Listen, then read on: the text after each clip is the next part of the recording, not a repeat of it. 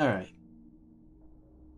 So I'm using a new microphone right now, which is a piece of shit. It's just a webcam from work. My Blue Yeti mic fucking finally broke after like 6 years.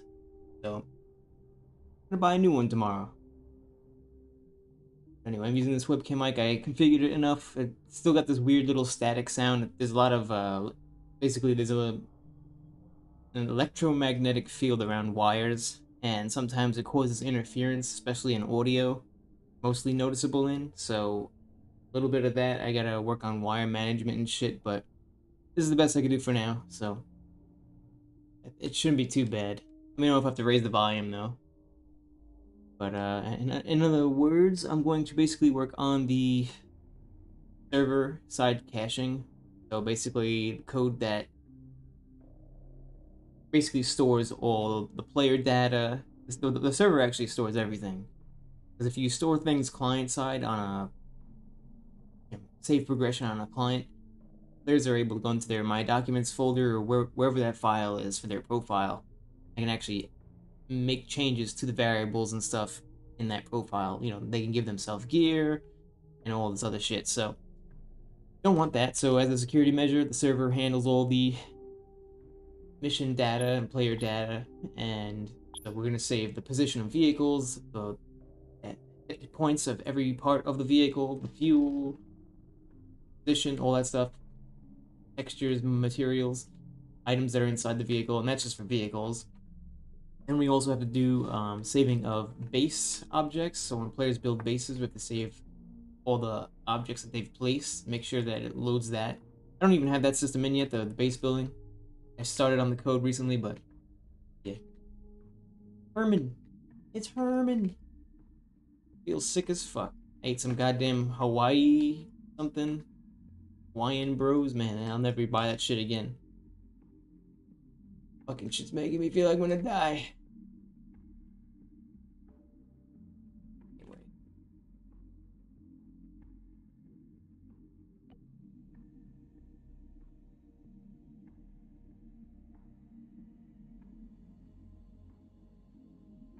Yeah, poops, yep. Not even. I feel like I'm gonna puke. I'm just like, hey, you know what, I'll stream. I'll talk to myself and make myself feel better. I don't feel good at all. I gotta take my fucking New York licensing exam tomorrow for my job. It'll be great. I got ginger ale right here, and it's helping me out a lot actually. I was about to puke, drank some of this, gone instantly. Could just be acid reflux. I don't know. IBS. I don't know. Anyway, fucking cold. Cold. Some fucking a little bit of a progression. A little bit of statistics getting saved.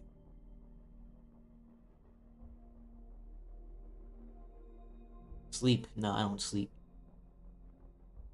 I got code to do. Code actually on this screen. All right.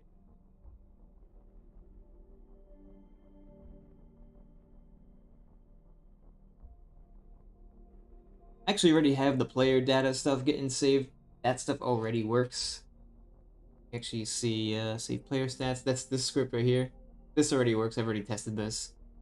But I still need to save. What do I need to save? Saves all the gear. Rates.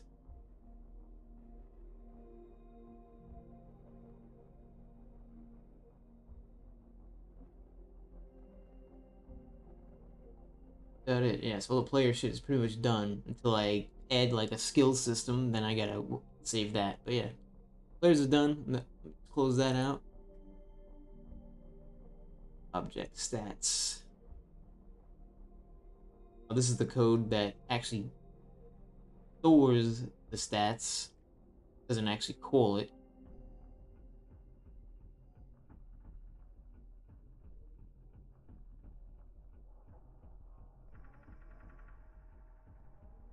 It's Herman, my number one fan.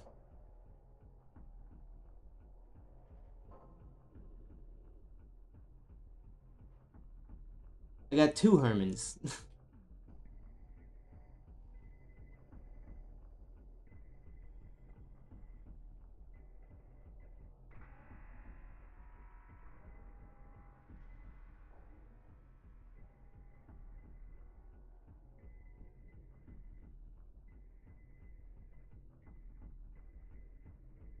Reading all these variables, trying to find out how the fuck I put this together. I haven't coded this in like a few months.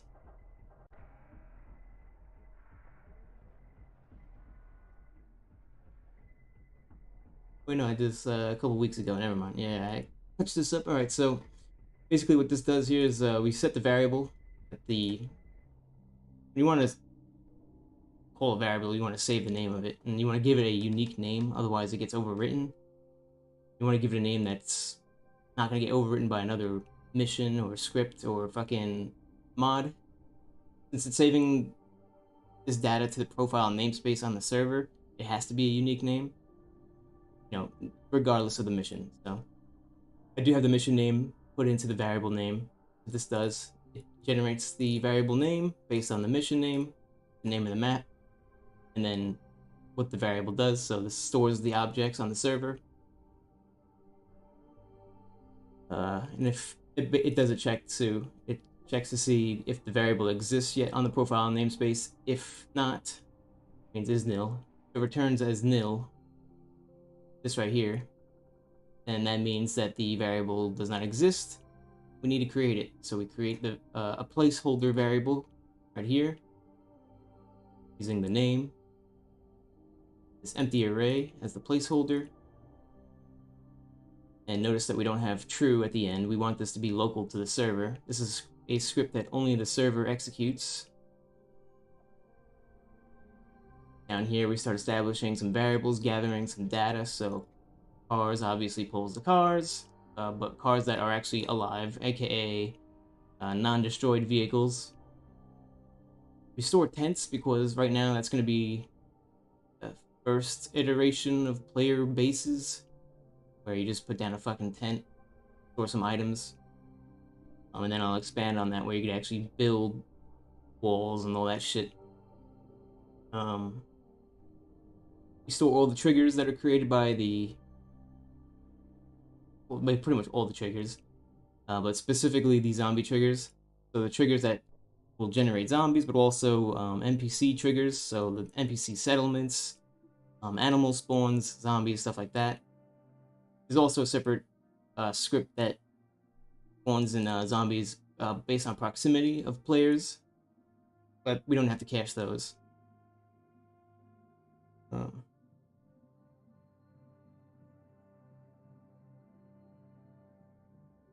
and then we have some additional variables that we're going to store. So we store the variables. Every trigger has variables assigned to them.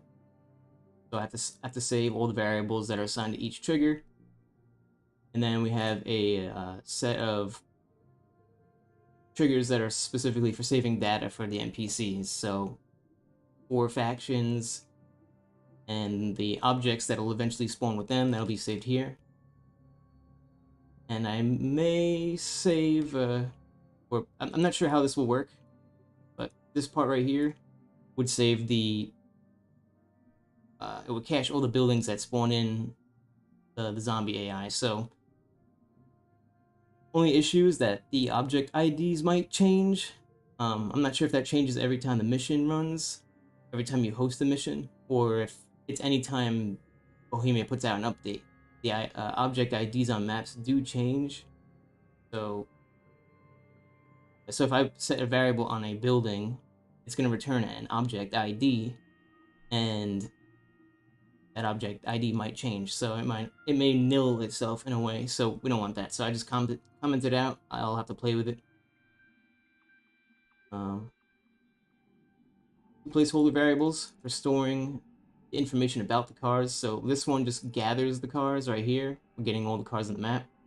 And then cars data is actually going to collect, the hit points of every part of the vehicle, the fuel, the items inside of it. What else? It says right here, the position, the direction it's facing, the texture, the materials. And that's about it. I don't think there's anything else that I would need to save on vehicles.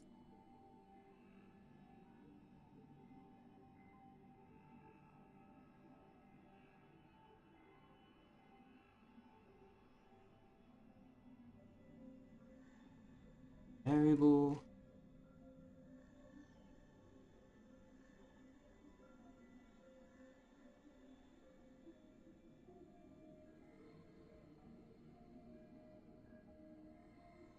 Okay, and then we reestablish the profile namespace variable here. So right before we're going to start pushing data into that variable, we need to make sure we have it reserved to push it into it.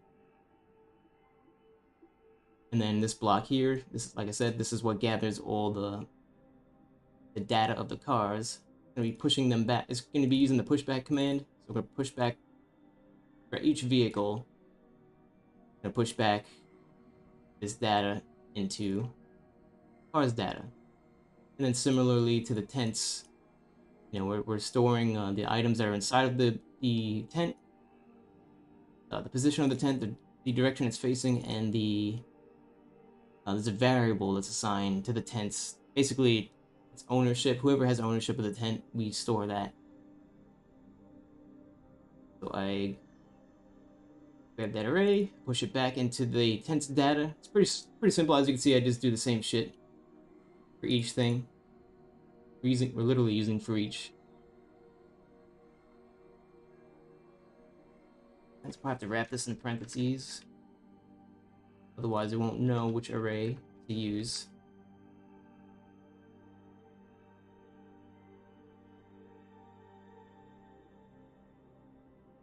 So basically, what I'm going to do is I'm going to put in this for each block. I'm going to basically store the data for vehicles, the tents, and then whatever else. So next will be, I might as well start writing it, but it'll be base objects. Which, as far as base objects, I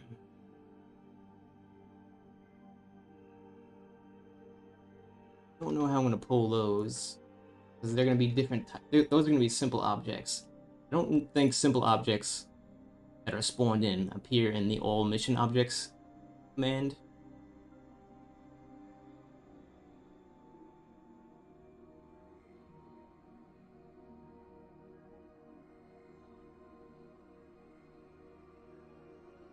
Test it.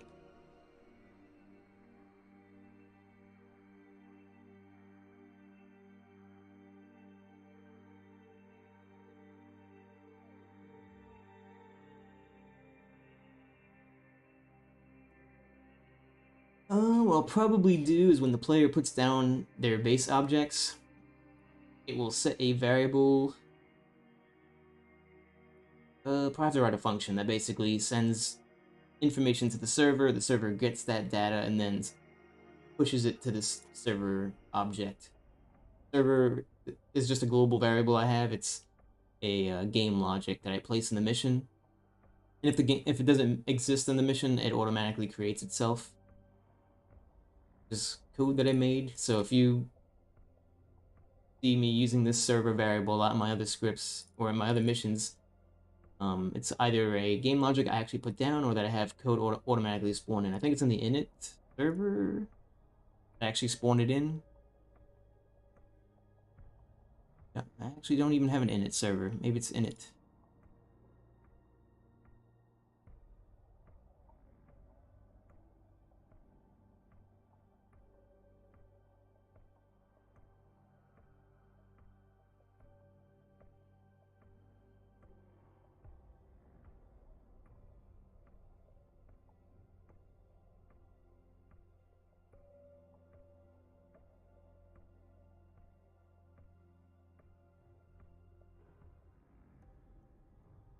Oh no, that's right. It's in the zombie code right here in the init. So that's gonna be all the way at the top. Right. It used to be in this script. Yeah, right here. So if is nil server, then it's going to create it. So we create center side logic. I don't think this is actually even necessary anymore. This is an old Arma 2 fucking command. Let me double check that. We need to create center.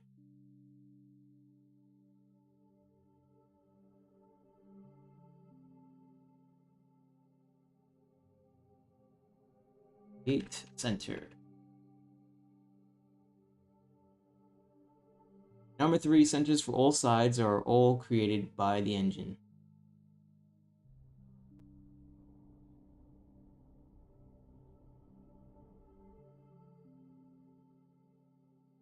there a command to check if it exists?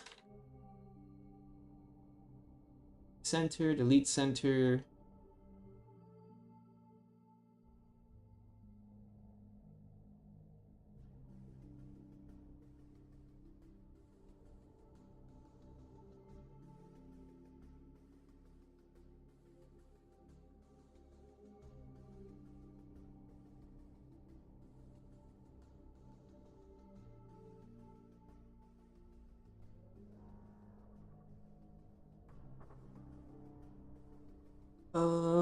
Let's see. Side logic.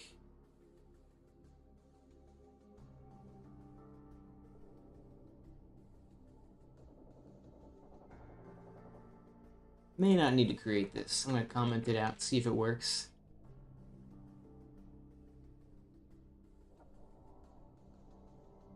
Sure, I don't have the game logic actually put down. I just put down some playable slots and that was it.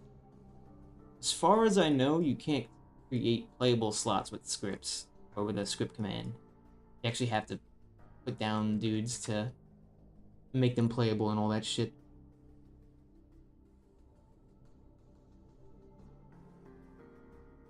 Actually, you know what? I'm curious. I think there might be a command called set as playable. Playable units, playable slots number, set playable, yeah. Maybe it is doable. Doesn't work as intended, that's why. There's nothing in Arma 3, alright, never mind. Yeah. You can make units team switchable, but you can't make them playable.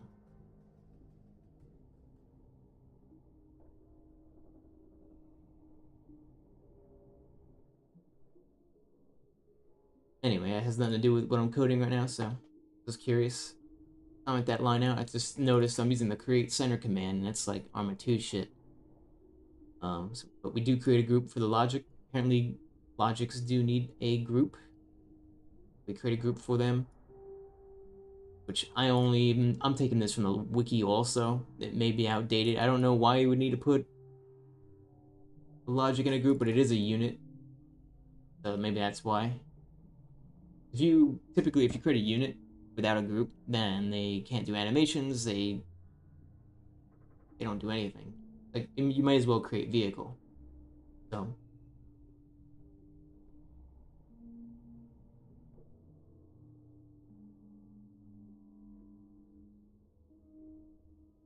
makes me wonder. I never tested creating a unit that has no group and comparing the performance to a create vehicle. But I would imagine the create unit would be slower, even if you did group null. I noticed that units are very heavy. Groups specifically are very heavy, so even if nothing is going on, they take a shit ton of performance in comparison to like agents or vehicles. When I say vehicles, I mean like the technical term vehicle, like a inanimate unit, for example. Or you can have animated units, but or animated characters, but spawn in as vehicles. So if you like do create basically the same thing as creating a unit, but you do create vehicle instead, they won't be able to do anything. They can't execute, like they can't watch a target. If you did B soldier F was the class name, like B underscore soldier underscore F as a class name, and you just create the create vehicle command, you got rid of this group, then what you can do is you can actually play animations on him.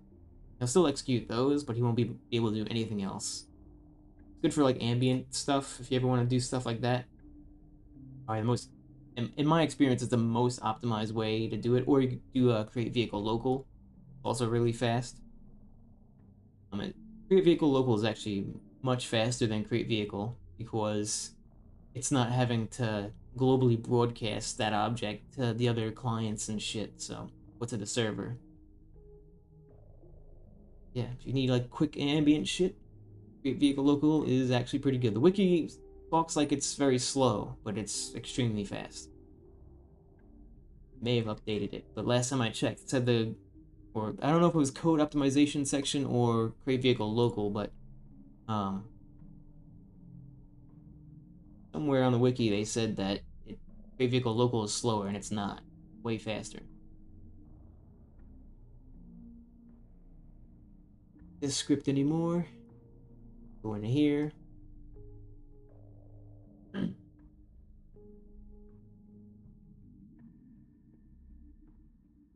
Not work on the base caching. Let's do. We don't have that code to begin with. This is storing cars and tents. That's a good start. So what I'm gonna do is close this out. We're gonna write. I think I might already have a script written. We need code to get the variables now, and that's which basically applies the code. So we have the shit that saves it. Now we need a script that gets it. Load object stats. This is probably it. What I can actually do is move this to other view. Do it like this, so I could have like a split screen view of what both scripts that you're coding. That way I know what the hell I'm doing.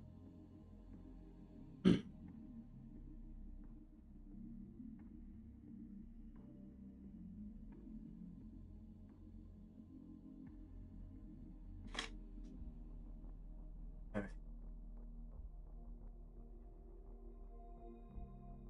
Probably be faster. So in this example right here, this is probably now that I look at it, this is actually probably not optimized because it's gonna be storing a shit ton of variables all at once. What would be better is to do it at separate times for creating a sleep after each car or something like that. But and also, what will be way faster is if I use create hash map. Once I start introducing hash maps into store, especially saving stuff on your server. The way I'm doing is through profile names, set variable to the profile namespace. It actually increases the file size of the profile namespace, and therefore increases how much time it takes for the code to sift through it, or the engine to sift through that shit. So hash maps is like a really optimized way to create large arrays and pull stuff from them, pull specific things from them. So this is not a bad way to do it, but now that they've added hash maps, it's not as efficient. I'll have to rewrite that shit or improve it. All right, anyway, shut up now and let me start working on caching this stuff.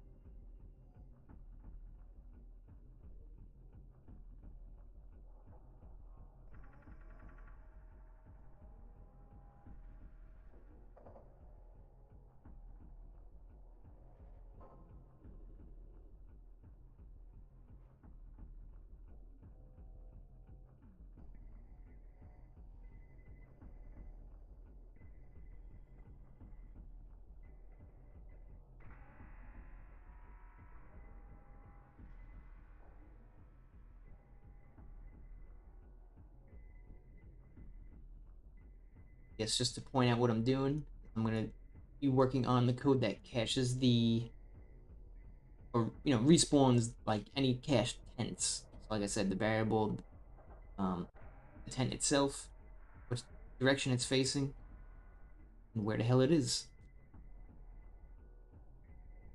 Pause and gear. I think I'm missing a set of texture. I don't remember if these tents they generate a random texture or if they have, I think they have presets.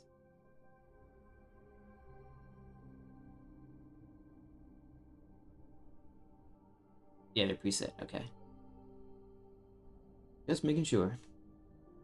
So when it pulls the class name of what and to create, it'll know. Speaking of which, actually do not cache the class name, so that's the first thing I gotta do.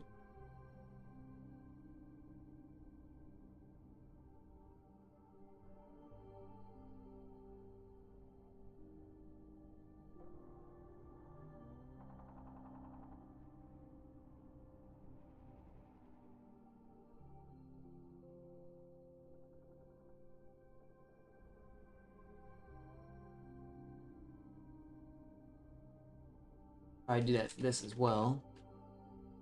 Last name.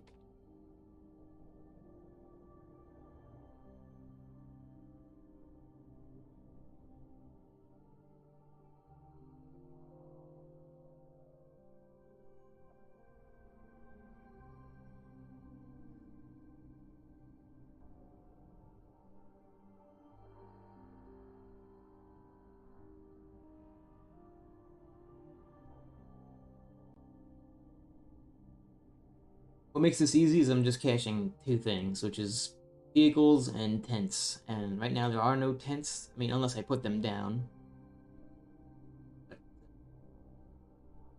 Cars is going to be a little bit harder because different. The thing with vehicles is that they're different sizes. They can collide with shit. They can explode on spawn. So you gotta be kind of smart with how you spawn them in. So one of the things I do, you can see up here, this is actually something that, and I haven't seen anyone else do it like this. But one of the issues with Arma is when you create, you see on a lot of servers that when vehicles spawn in, they all just start exploding out of nowhere for no reason. Even if these are objects that are placed in their mission, and the reason why is because fucking physics of the car. What happens is all vehicles, doesn't always happen, but it can happen where they all spawn facing 0, 0, 0, or I'm sorry, they're facing 0 azimuth, and then they rotate like for like an instant, like less than a frame. They then rotate to their proper position, but then that friction causes them to fucking explode.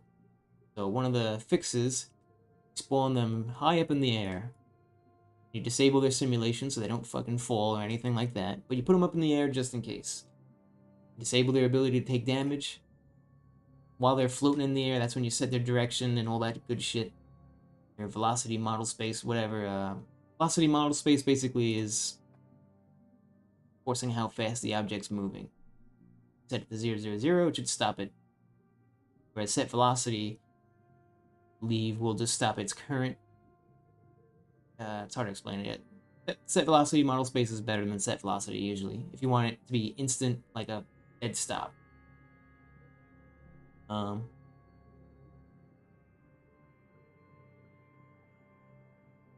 Clear the cargo from the vehicle. Because, you know, when you create vehicles, even though I'm gonna be putting shit into it, you know, potentially, if there was items in it, I have to store it and add them. So, but when you create a vehicle, a lot of them have items that are predefined to spawn in that vehicle also. Like first aid kits, that's a common one, or backpacks. Random weapons and mags and shit, chem lights and stupid shit. So I have to remove all that. Usually it's first aid kits though, that's why I'm using clear item cargo to do that. Set vector up basically makes sure that the vehicle is level with the terrain. Or not level with the terrain, but you know, it's well in the way I'm using it here, I'm using set vector up, but the surface normal command allows you to use that in conjunction with set vector up. That way it is level with the terrain. It'll actually slant with hills and shit. So if you do like, you know, whatever object, use the set vector up command, and then instead of putting that array, just use parentheses and type in surface normal, and then the X and Y position of whatever the vehicle, the object's position is or is going to be. I do that for where the position is going to be. So the car is still floating at this time. So while it's still floating in the air, we make it tilt the way it needs to, all that good stuff. Because like I said, remember, these fucking cars, the physics, it causes friction. Does it make sense? No. But this is Arma, nothing makes sense. So this is just the thing, the stupid workarounds you learn after 8,000 plus hours. So that said, once we're all done with all that shit, we enable simulation true, we allow damage true, which enable simulation allows people to get in the vehicle and all that. You know, it's not going to be floating in space anymore. Now it's going to be affected by gravity. Allow its ability to take damage. And just in case, I set damage to 0, just in case somehow it fucking took any points of damage. Because you never know. Now that we've set all those variables, now we just set the proper health of the car of what it was when before the server had reset or whatever. So set hit point damage is what I use for the vehicles, so that it caches the hit points of the windows, the hull, the engine block, the wheels, all that shit. Turrets if it has any. And yeah, so we set the health, and then finally we set the texture or the object material. Actually, I need to put the texture in there also.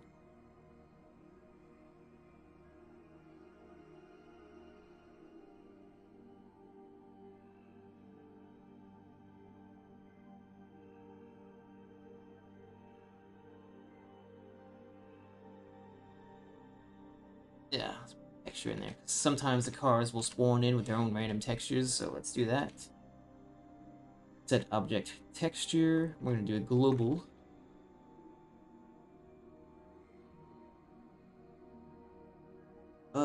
How many selections have textures though?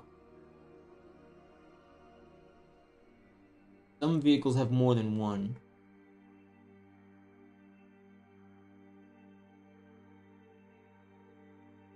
Hmm.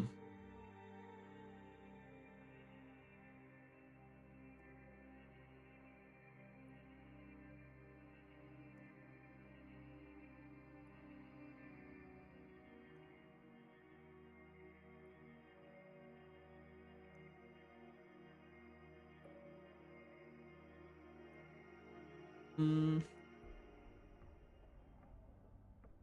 I'm gonna have to write a switch structure basically, which is basically gonna be code like depending on the class name of the vehicle, dictates how many selections it's gonna look for to apply a texture to.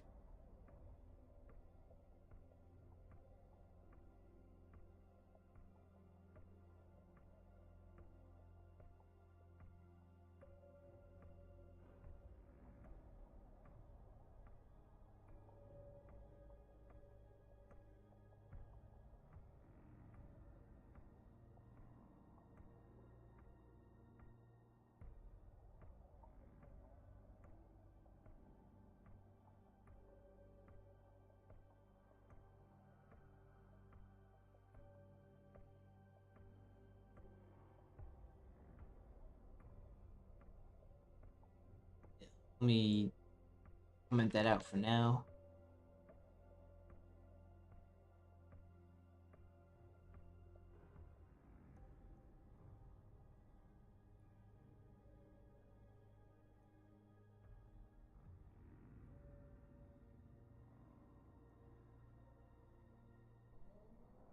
Leave a little note for myself, that way I don't forget what I was supposed to do there. But otherwise, here we get all the vehicle stats, and stuff. Let's do that now.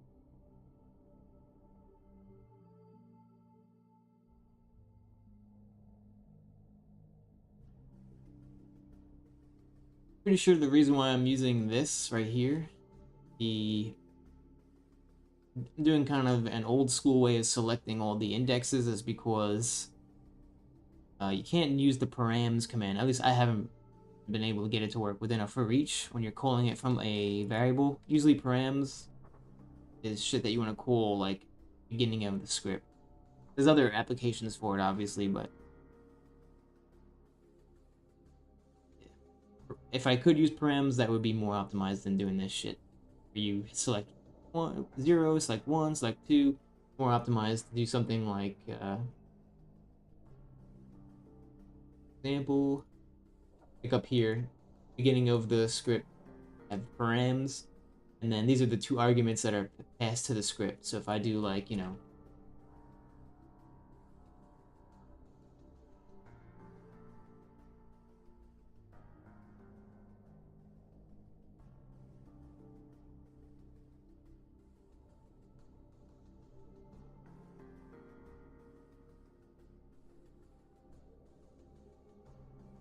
if you were to call this function and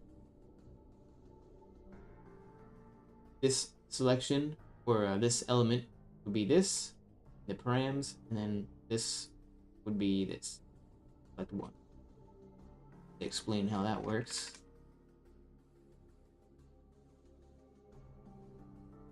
All right.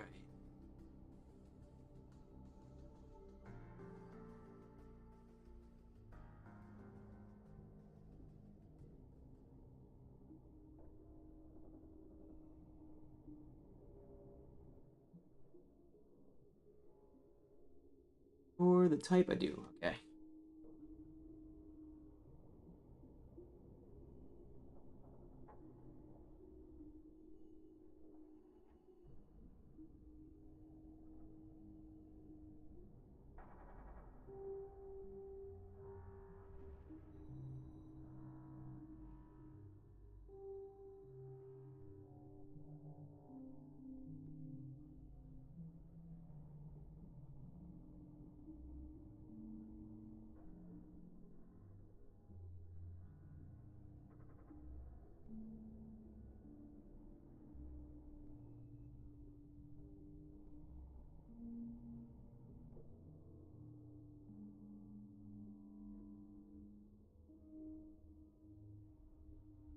All right.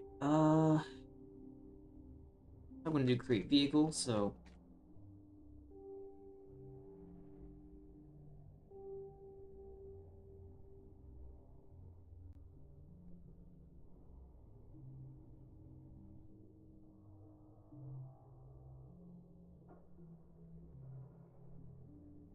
we're utilizing the variables that we're pulling from the tense data. Data is gonna be the array pulled from the server variable. The second array. So the first array, the server variable is the card data. Second one is for tense, and then the third one will probably be fucking player built objects or NPC settlement shit. Not sure what, you know, depends whichever one I finish first. Mission.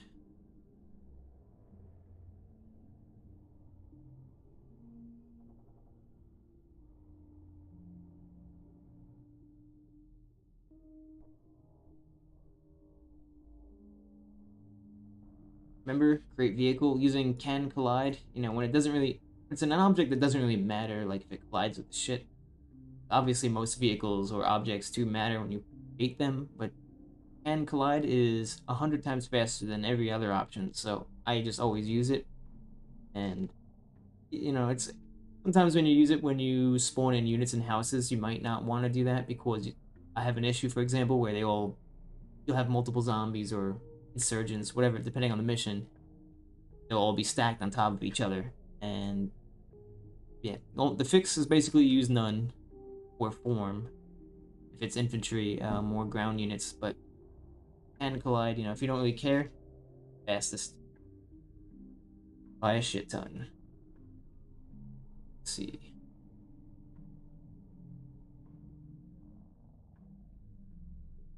Eat the tent. Next, we're going to probably set a variable on it. Actually, that'll probably be the last thing.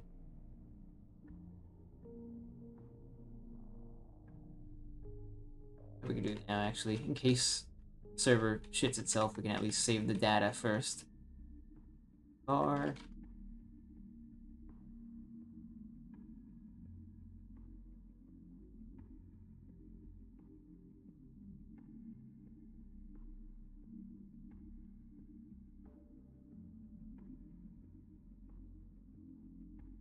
Actually, that variable name is tent.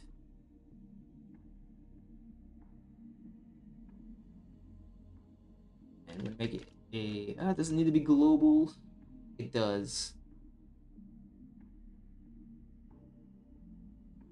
Pretty sure it does.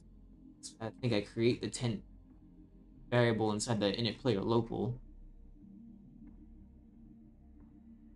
Oh, actually, it's local.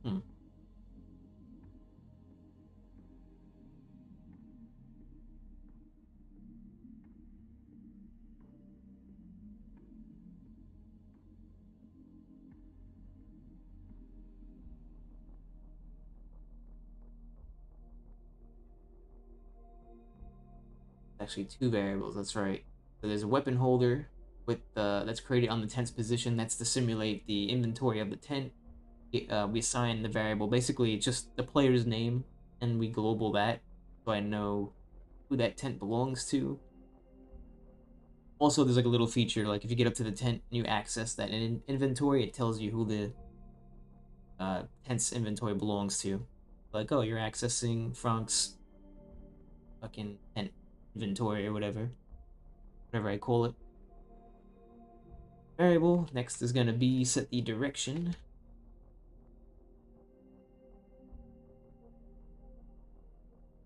Position. Ooh, pause.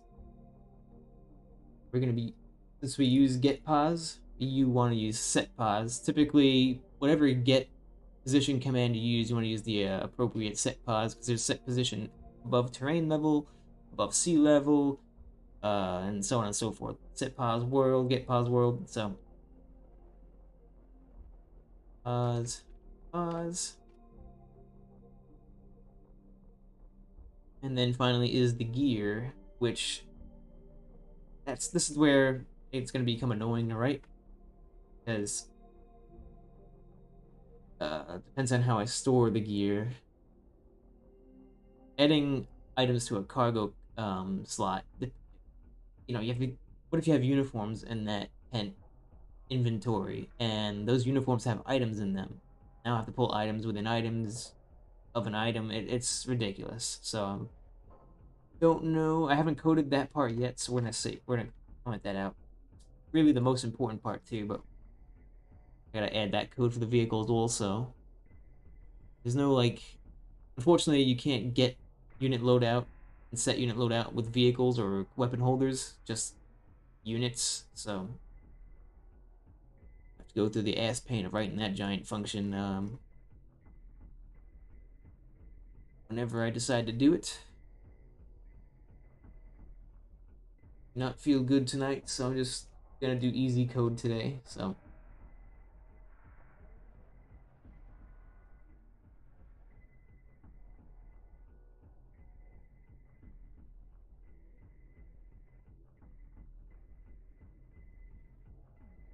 what I'm gonna do is I'm just gonna do some tests to make sure that it actually is caching data. Let me actually turn on the debugging.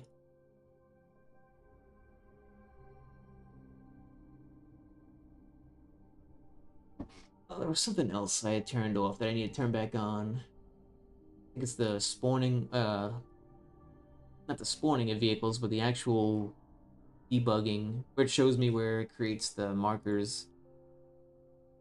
Where the alpha of the markers is set to 0 right now, so I gotta make them visible. What the hell is going on? Alpha is basically it just means how transparent the marker is. Same thing for textures and anything color related in Arma. So if alpha is 1.0, then it's 100%. If it's 0%, then it's invisible. So let's see.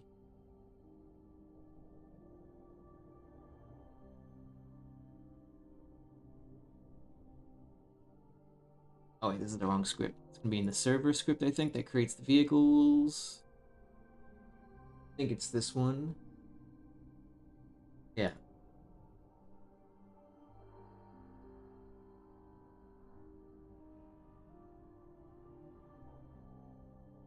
Creating markers, but I haven't been seeing them. Do I initialize this?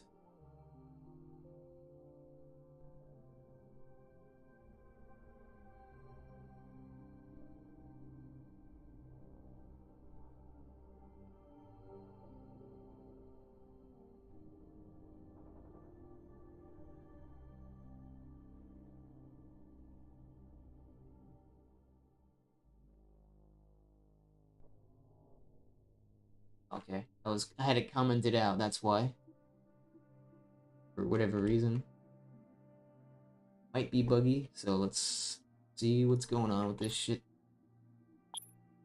Make sure it's actually working.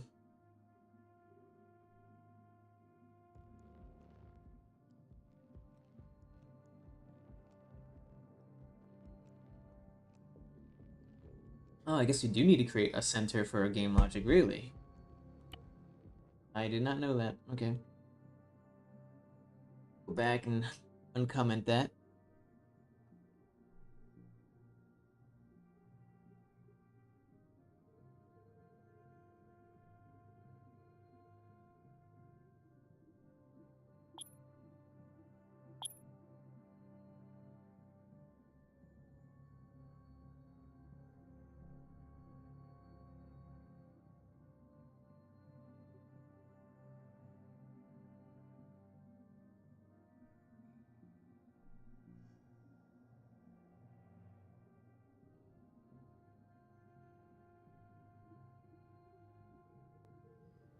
I think it sounds quiet. Hang on. Did fucking Windows reset my... Yep. That's why. Fucking Windows updates reset everything. So annoying.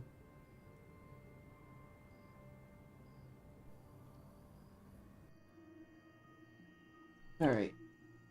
So all these green squares are, I mean, there's obviously many squares. The green squares with the little car icon, obviously that's the car spawn.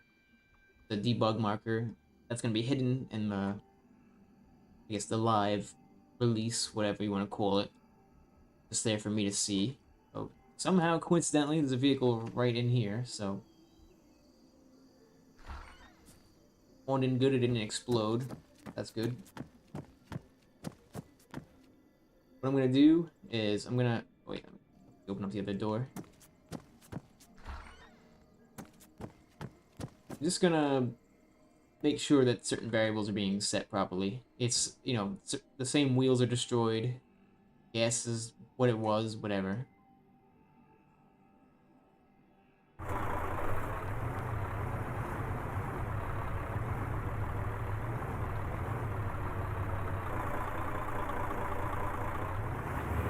And also the position.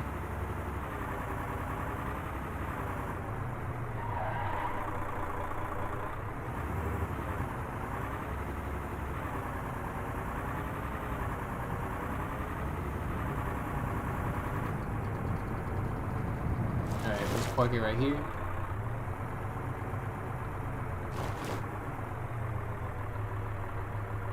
Try to make it face north, just to be safe. It's a little pro tip. If you play Arma on servers that have safe regression, if you face the vehicle at 0 degrees, there's a lot lower chance it's gonna explode when it spawns in. Because that's the default direction every object in Arma spawns facing. Oh. Get my code. Let's see. What's the name of this fucking script? We want to get save object stats, so that's in the S folder. Save object stats.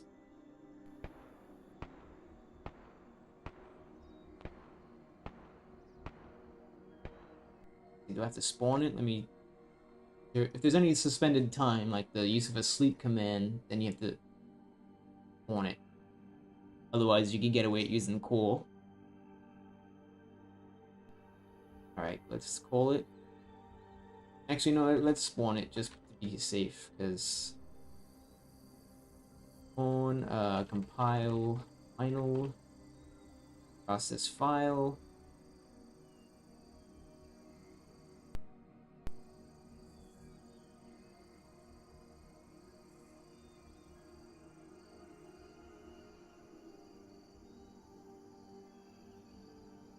That's actually what it's called. Save obj stats. Yep. Alright, so what this is gonna... It might freeze my game, it may crash it. Let's see what happens. Got a script error. Well, whatever.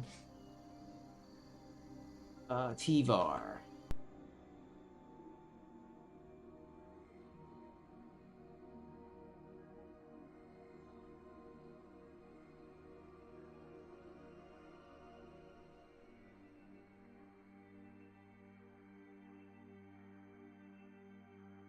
Oh, it's because there is no tent. So why the hell did it even try to execute that? Let me try some. Let me... Actually saved way faster than I thought. I thought I was gonna crash the game. Hint. God, can't see shit with this giant hint.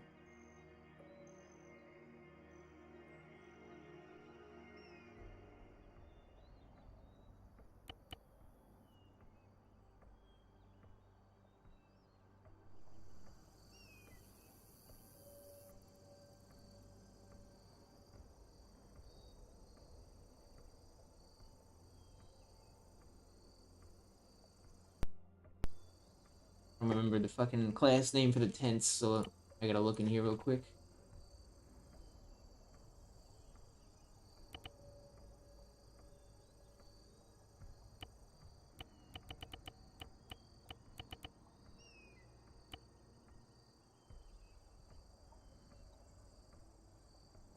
Oh yeah, that's right, I referenced it in the init player local.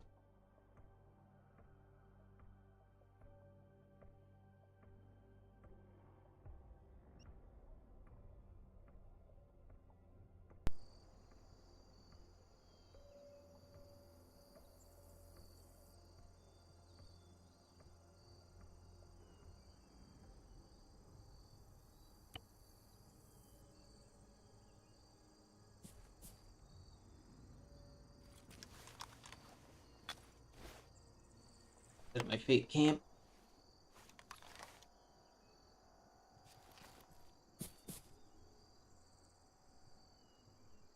I'm accessing a weapon holder or something like that once I get into it. Might not be working because oh yeah, probably because of the way I rewrote a lot of the inventory shit. Well, that's not working, but that's alright. Because it's not working though, but... So now that we have a tent, let's see if it's working now. Hopes to actually...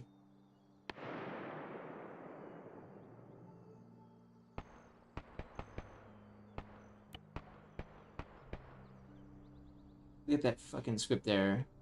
I don't know if that's gonna break anything.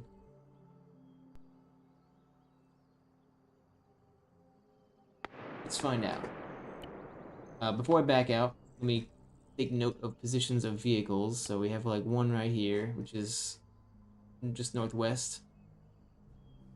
And then there should be one in the town over there, same town, and then another one on a dirt road over here. It's obviously gonna save all these other ones too if it worked, but I have a feeling it didn't. Because of the script error, it probably didn't go beyond one vehicle. So, the fix. If it's not working, let's do a quick check. The fix basically is to check if the variable exists on the tent. If not, then just skip that, caching of that variable.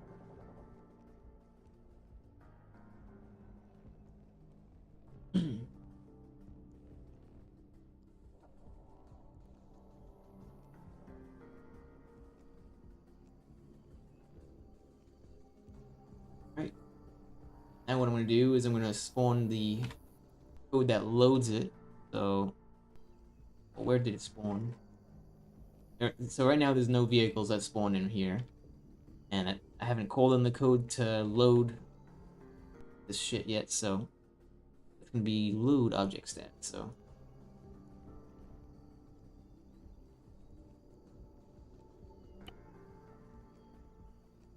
A script error on gas. Hero divisor. I think I know why.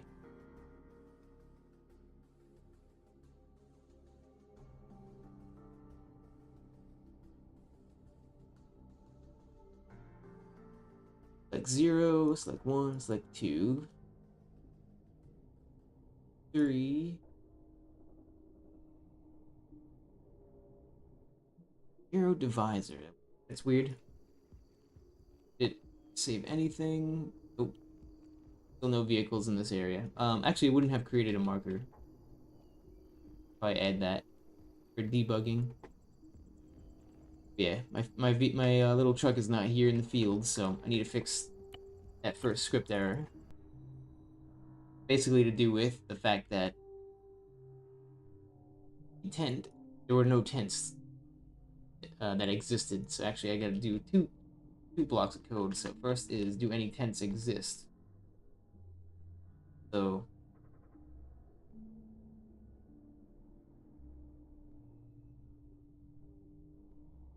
actually,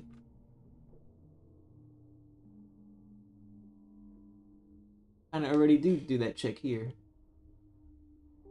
When it's going through the list, it's storing data based on what's coming through, and checks if it's a camp, which there were none, and it would execute this stuff. But if there are no tents, then obviously, is it because of this?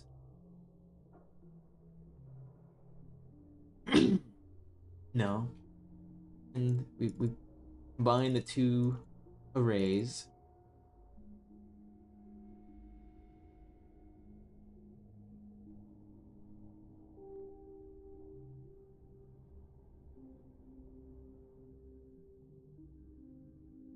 Do a quick little test.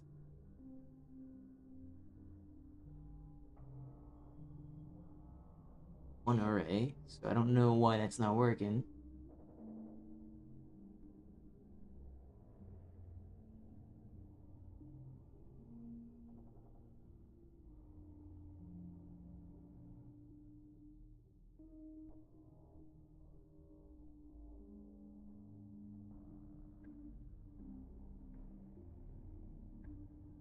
Because of this private variable that up here, private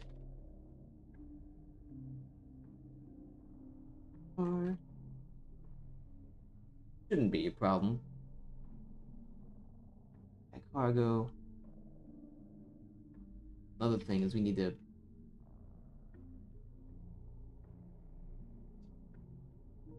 pretty sure that this might cause errors. Let's see. Was it there's no array here? I mean backpack cargo could insist or imply an array, but maybe not. And player.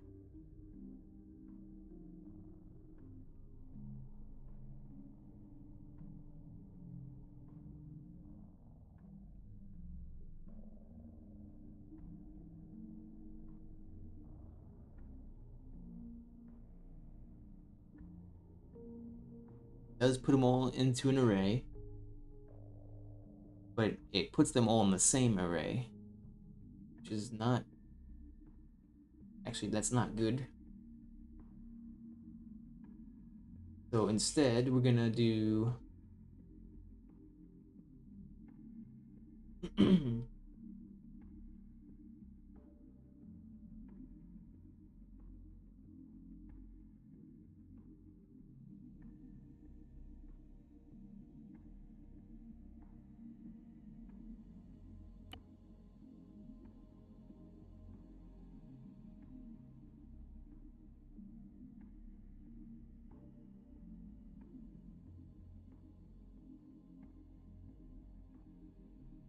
yeah, okay, I know what we gotta do. We gotta put a comma in between each one. The reason why we gotta do it this way, they're all in the same array. When you're adding the items into the vehicle, you need to know which command to use. You can't just add item and then put the class name.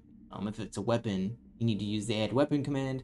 If it's a magazine, you need to add, use the command that says add magazine, but also take in consideration how many rounds are in that mag, stuff like that. Even backpack is if you use the add backpack cargo command, I think. Create a nested array.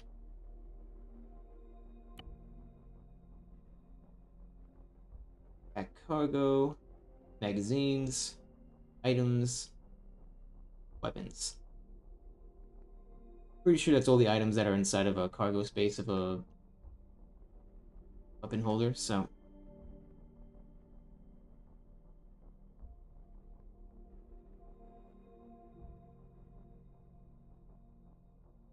That real quick, turn these into commas. The reason why I was doing that in the game, just the code windows, just to make sure it was actually going to work. It does, because I do need to return empty arrays, that way it knows to skip it. It'll make a bit more sense once you actually see me putting it together.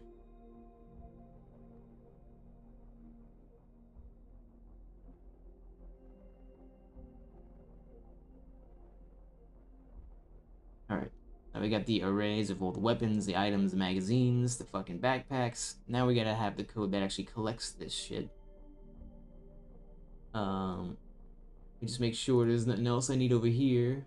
The cars, because it had a weird issue with the gas. So the weird, like, it knew the class name, the direction, the position, but it didn't know what to do with the gas. I thought it was weird. So maybe I'm using the fuel command wrong. Oh, it's fuel and then the vehicle. What about set fuel?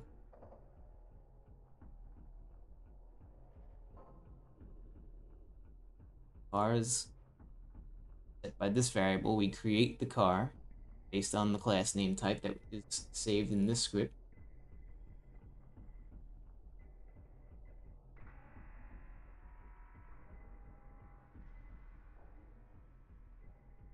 In this case, we're using get pos ATL. Might need to use that, replace it with set pos, get pos. Get pos and set pos are the most accurate, I think. I think there's also set pos vectors or visual or some shit. I've never used it, but supposedly that's the most accurate. But I haven't noticed a difference. Anyway.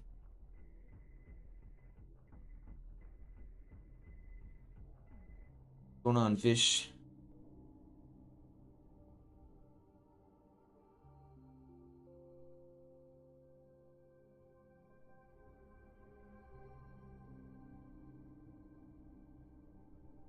Working on the caching all the data onto the server.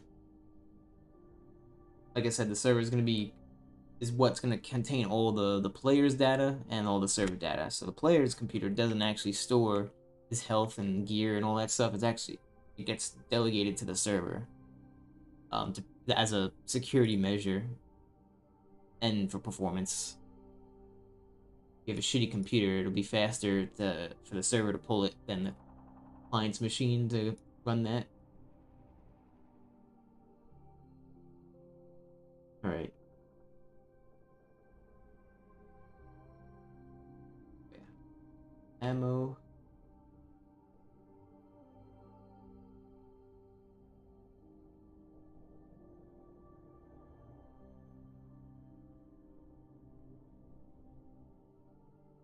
Even though I'm grabbing the gear variable, I'm not actually gonna store it for now, just because that's gonna be a lot of fucking code. Actually, you know what?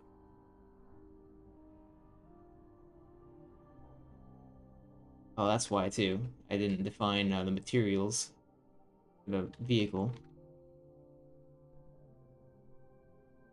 Anything else? Type, direction, position, how much fuel the vehicle has, hits, gear, texture, and material.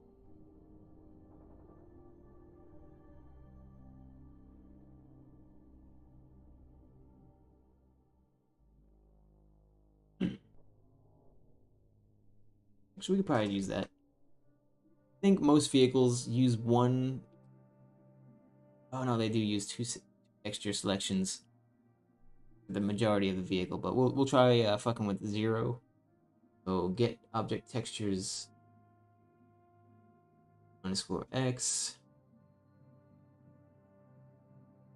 Does it return an array of textures if it has multiple selections? Haven't used it in a while.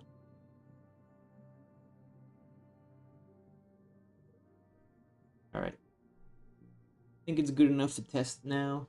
Maybe make sure.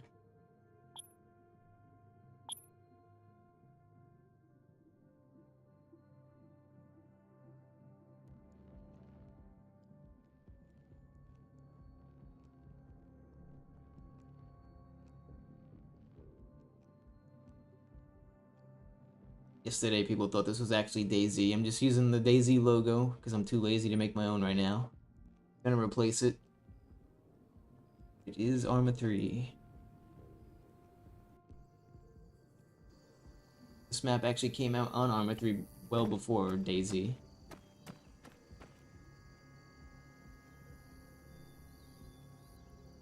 So what we're gonna do, let me actually paste this twice so I don't have to keep fucking typing it in.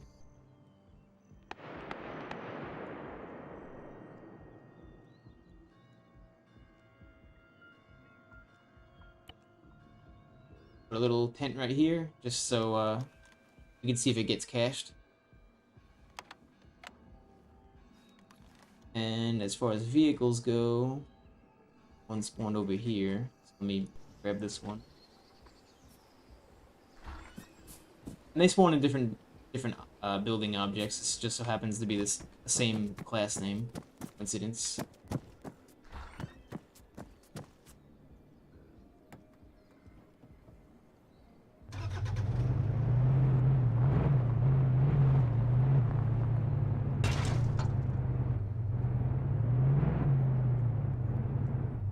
Park this in an obvious spot.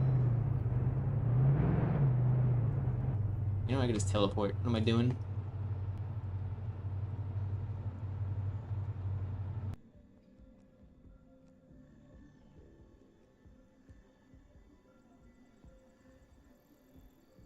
Hopefully I don't explode when I teleport. Alright, cool.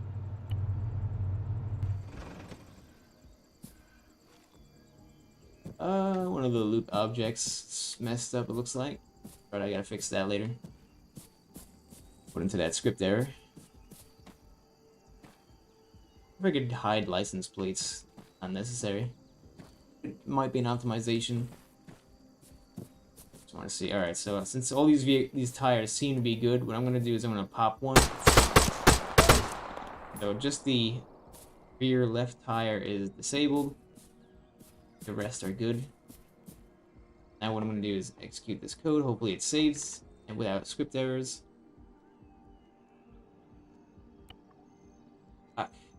That damn tent variable is fucking me. E-bar.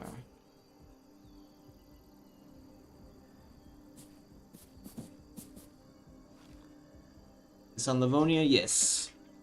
On the Contact DLC of Arma 3.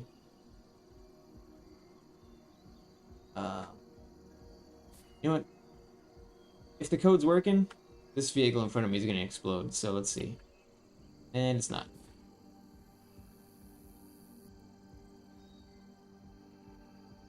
Any parameters I need to push through? Nope. What's the script error? Same line, the gas.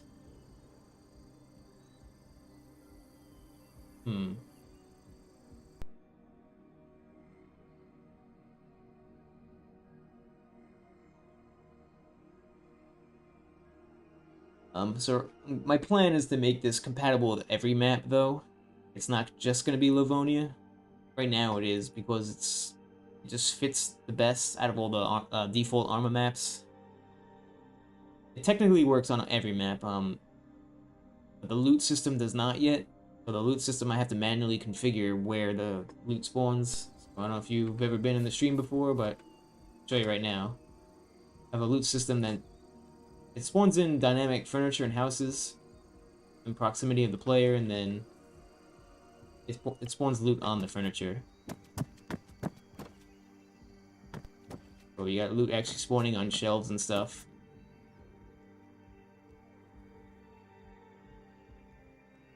Right now it's duplicating a lot of the loot because I fixed one of the indexes or whatever. Easy fix. Got bottles of water and shit. This is without any mods, by the way.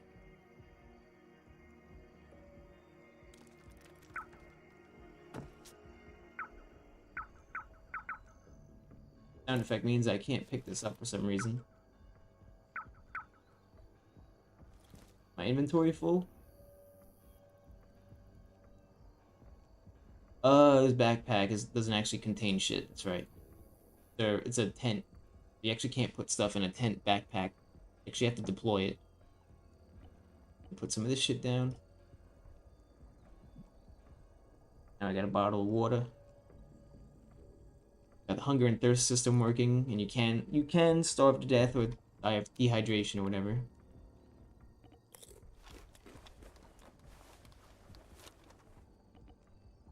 I'm not thirsty. I can't drink it.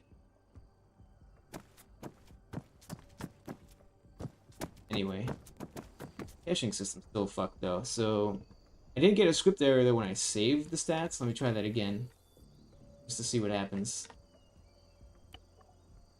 Oh, I did. That's right, with the T-var. Okay.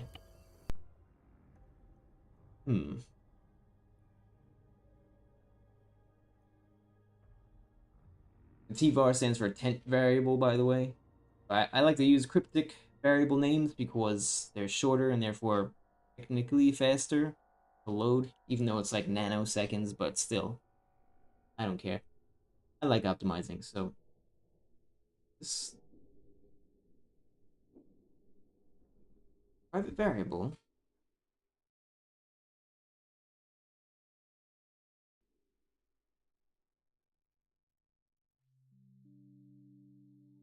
I don't know why it wants to. Let's see what happens if I comment this shit out.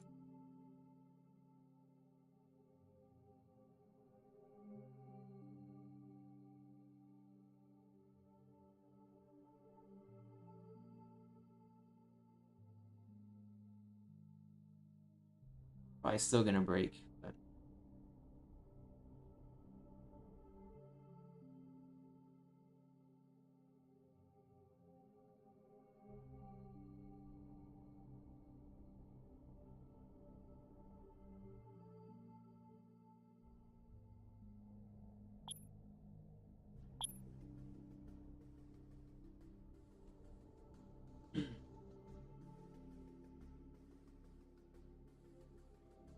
depends if I combine the arrays.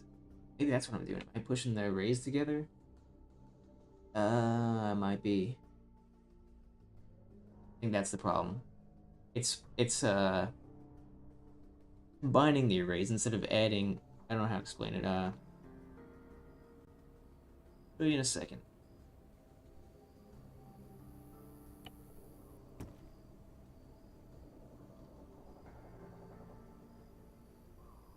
Vehicle down here. Oh, vehicle exploded. Even after all that shit I do, sometimes it still happens. It's probably because it's a larger vehicle. But that's just Arma being stupid.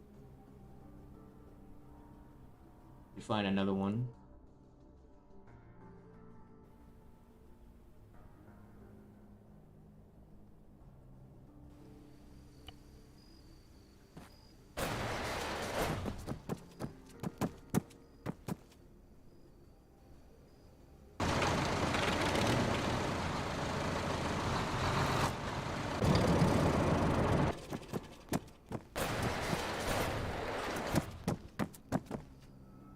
Just making sure I can actually drive this out of it.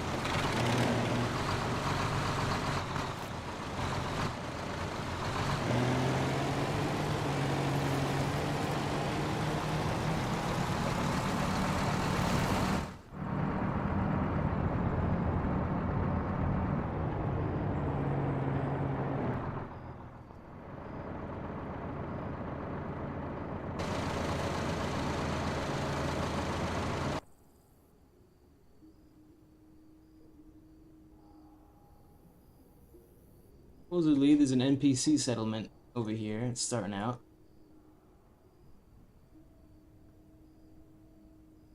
I don't see any.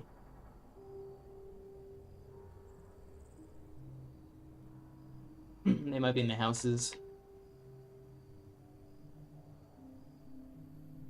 Or where the fuck they are. Anyway. Here.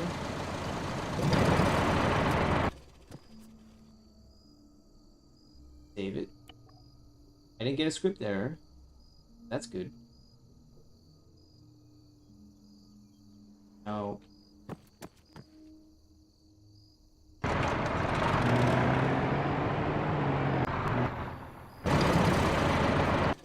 See what happens. It's probably gonna have another script error. Yep. Hero divisor.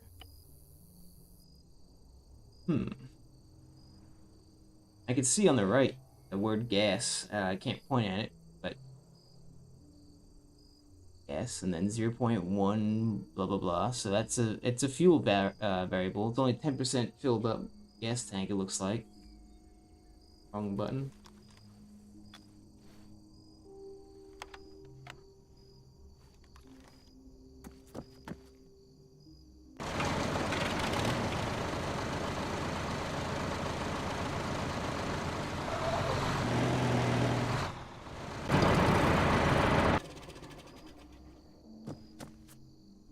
How would the gas not work? Let's see.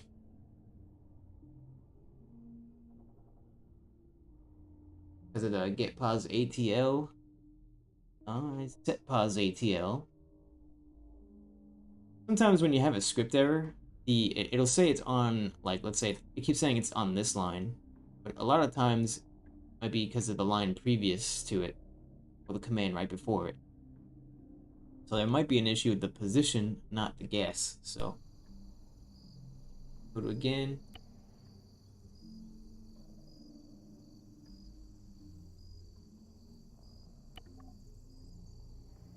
Word gas is what I'm looking for, and then right before it should be the position. I see a 3-digit fucking, or an X, Y, and Z. I don't know why that's not working. Pause and then select.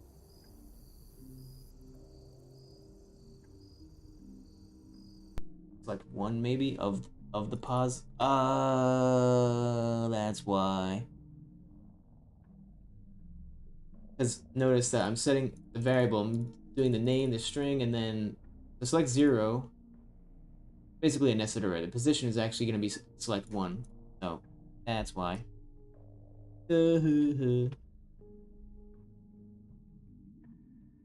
Stupid me.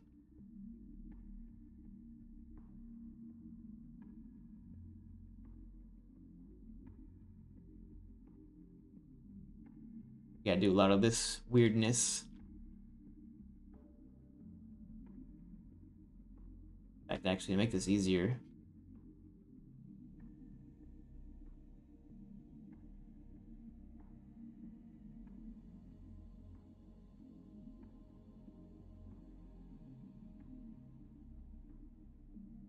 All of these should be select 1 of each index. So, like 0 is actually going to be select 1 of select 0. So if I do select 0, it's pulling this array. Notice that this is going to be the array. Select 0 is actually going to be this. We're doing for each all this, so then select 0 will be this array. We need to select the element from the array. We need to select 1 for each one. Select 0 of each little nested array is going to be the name, the string. And then select 1 is the actual contents or whatever. So that was an easy one to fix. I already know that this is going to fix it, so tediously put parentheses around these real quick.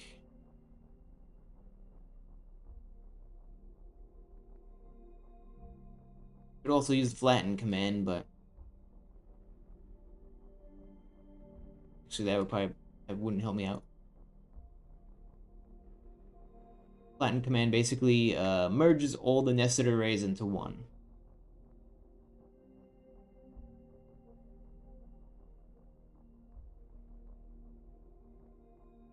Like 1. All right.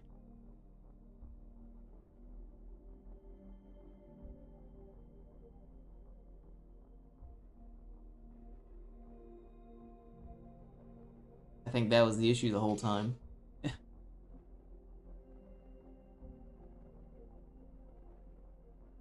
Tense may actually work again, but I'm not going to test it. Let's make sure the vehicle's working first. More important, and then we'll play with the vehicles.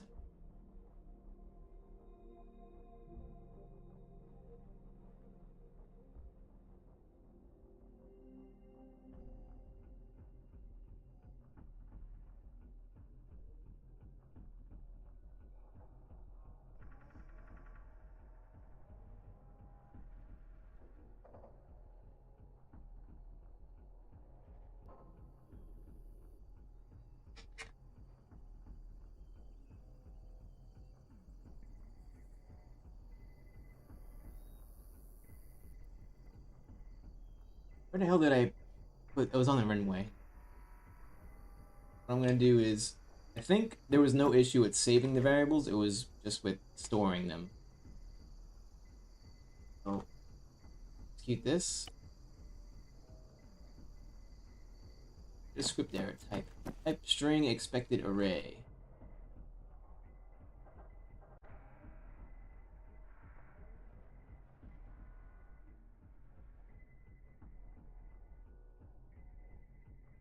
Why would that be a string?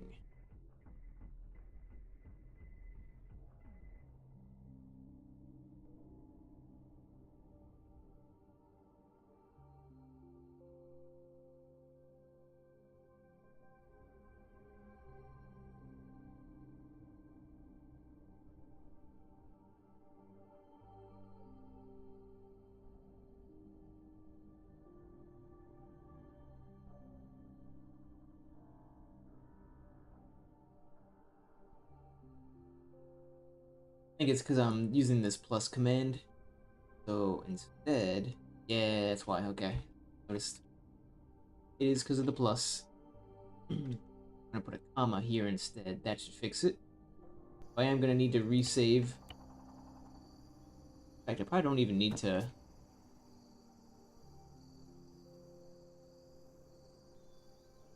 grab a random vehicle that spawns in. God damn it.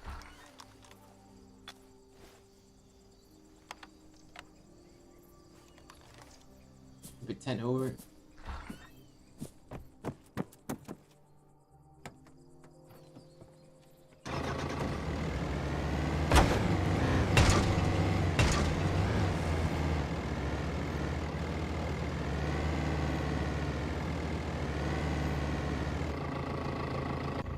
Right. Here's my Jeep. I'm gonna save it. So no script error. My big array of shit that is saved into the profile namespace. And what I'm gonna, god damn it, it's fucking tent bullshit. Fucking add actions, I hate them.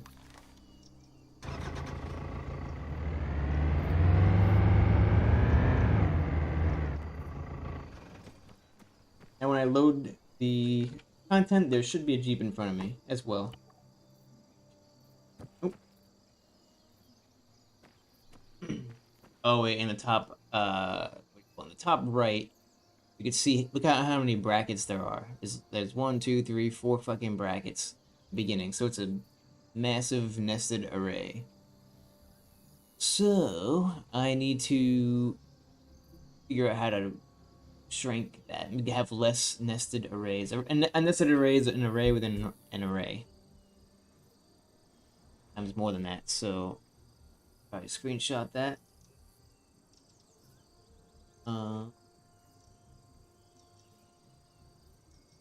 Yeah.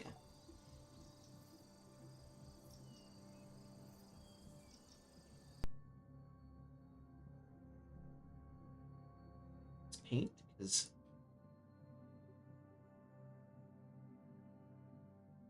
need to see this part.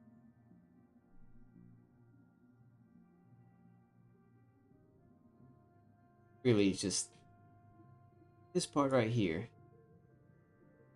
So there should be just, let's see, 1, 2, 3 bars, but there's 4. I think the fix is to just do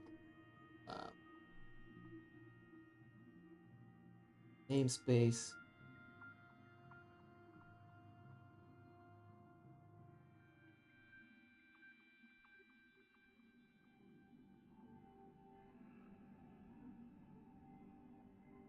Could do select 0, but I think I'll do that in the, here. Where the hell is it?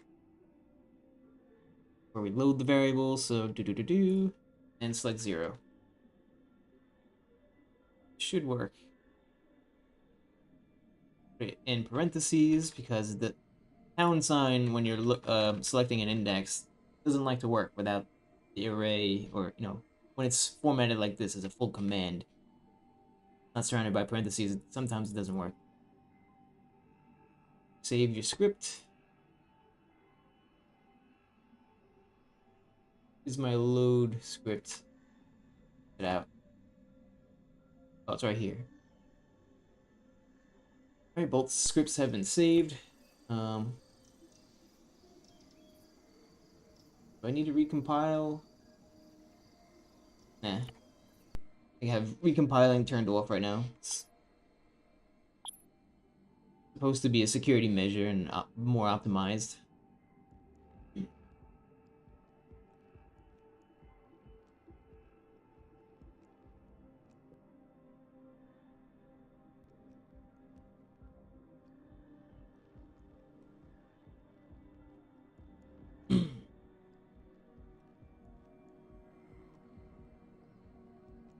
We got a vehicle in the town again.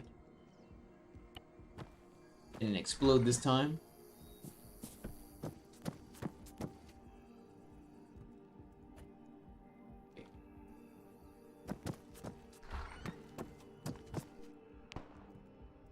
Obviously, you can see that the vehicle's random. The state of the vehicle is random. You'll always have this rusty shit all over it, though.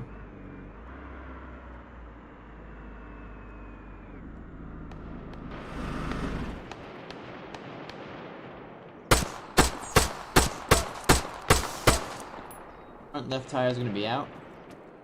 The other tires are going to be there.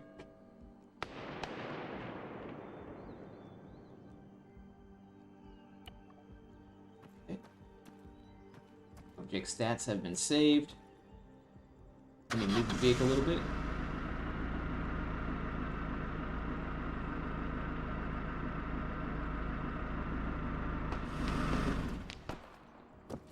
Back so I don't die in an explosion.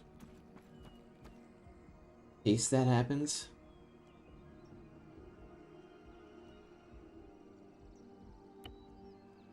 Another script error. Type string expected array. Same issue. Why is it storing it as a fucking string?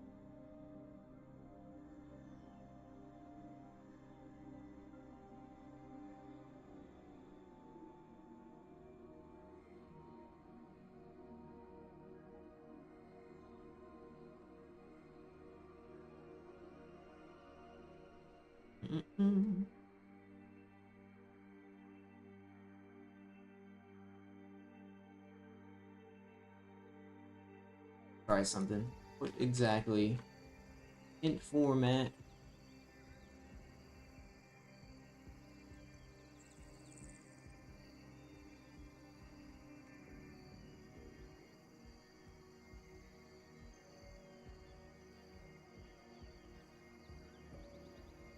File namespace. We're gonna pull the variable in the server to see what the hell it's returning.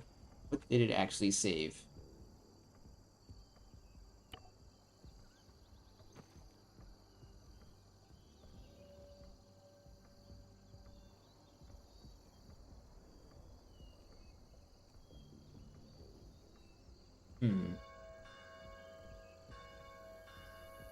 Select 0.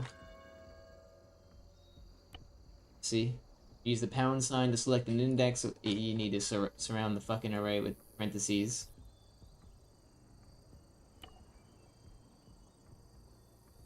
See, that looks more correct. 3 bars.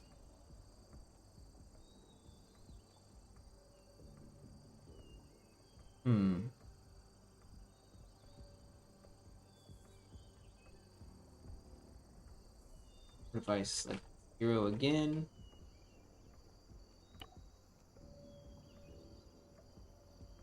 Yeah, that's exactly what it should be saving. This is the data for just one vehicle.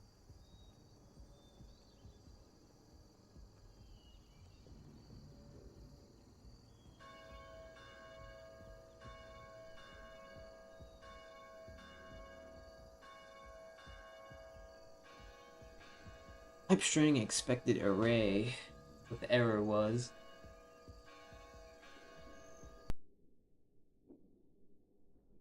Expected array.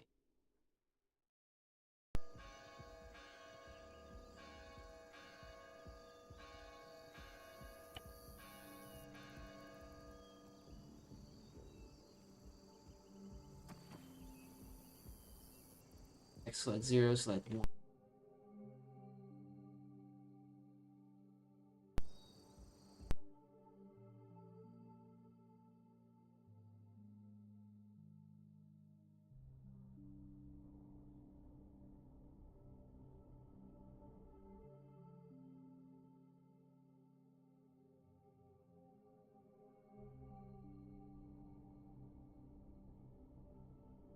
Unless it's because of this stupid, is the tent stuff?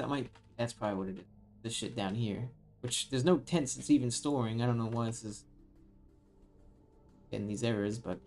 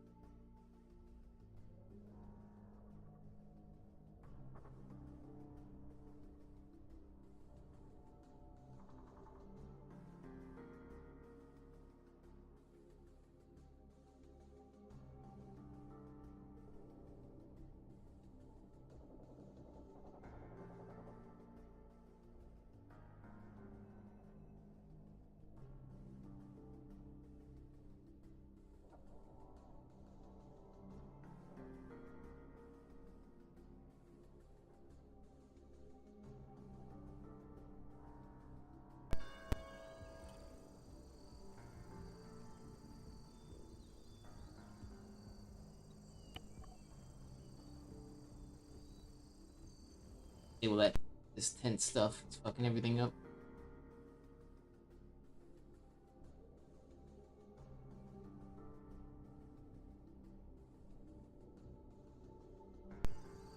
Try again. Give fucking stats, please. Right.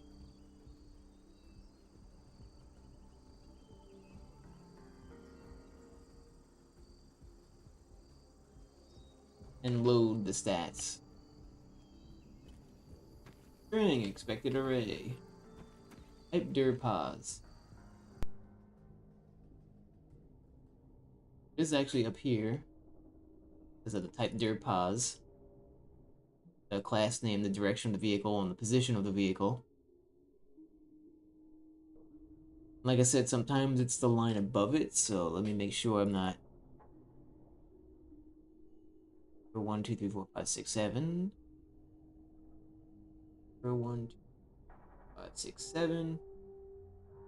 Correct number of indexes I'm selecting. Select 1 would be this.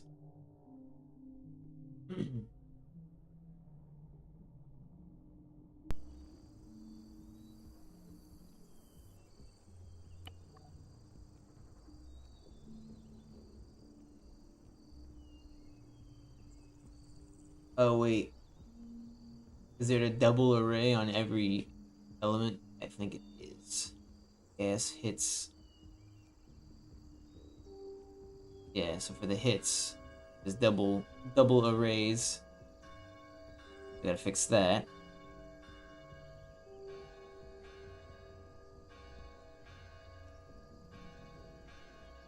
Execute again, just so we can see what it's doing. Position is fine. The direction is fine. Gas is good. The hits is where it shits itself. Oh no, never mind. That's because it has to be an nested array. That's how it. What do you call it? Separates itself from the. So there's two arrays. Basically, when you use the get all hit points or whatever the fuck that command is called, basically creates an array of all the class names of all the selections, and then the separate arrays for each index, the health of each part. Let's see, that's gonna be get all hit points damage underscore X. Like if I do that on this vehicle, it'll probably be 2.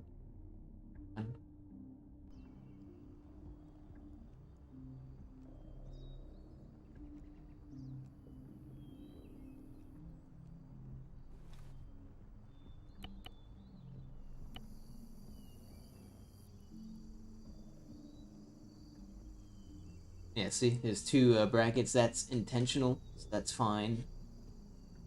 like 0. See something.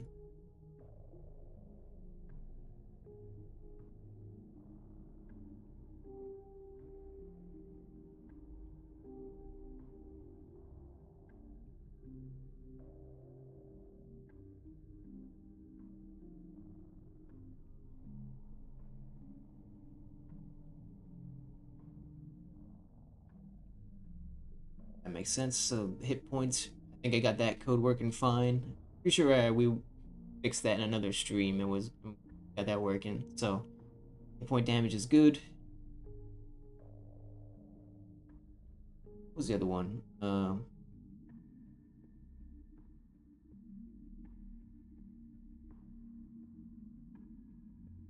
Looked fine. Type of the class name.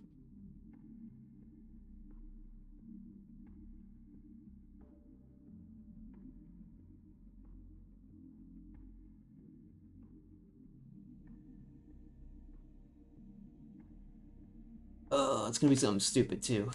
At that point. Hero select 1.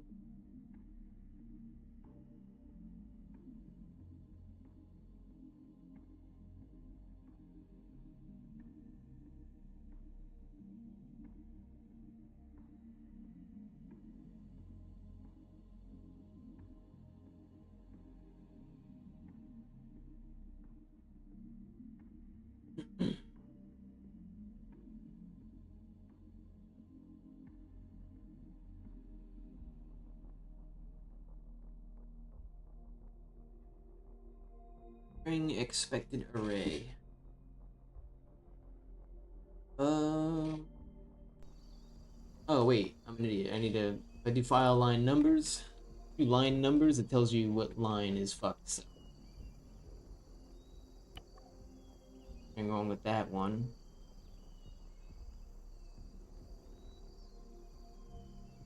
File line numbers.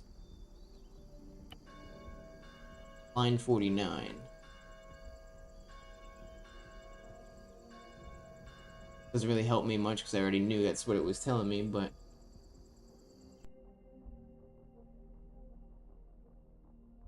could be the for each itself. Cars data.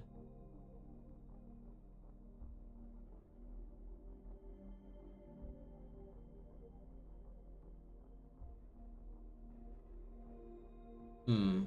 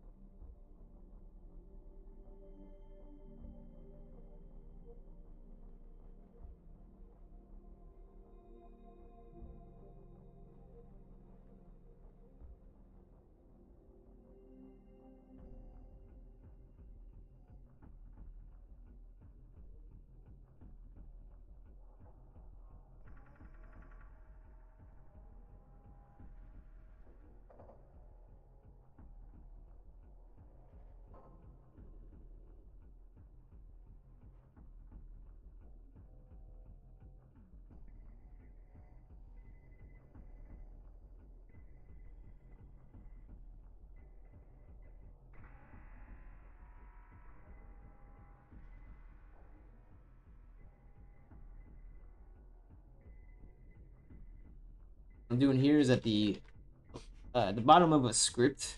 It's just like a return basically. That's what'll happen. Is so when I call this script, it'll tell me what this variable is. So I actually don't even need this hint. I'm gonna keep it there anyway, but uh, when I call it in the game, this information will appear in the debug window. Although it's easier to read in the hint rather than just one line. Find these two.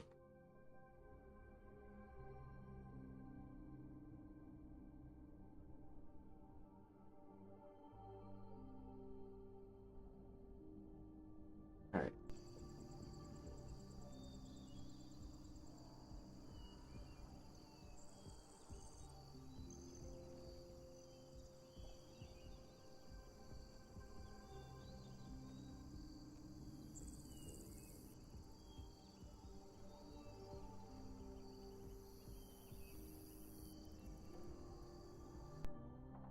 I actually saved my scripts. Right, now let's pull it again.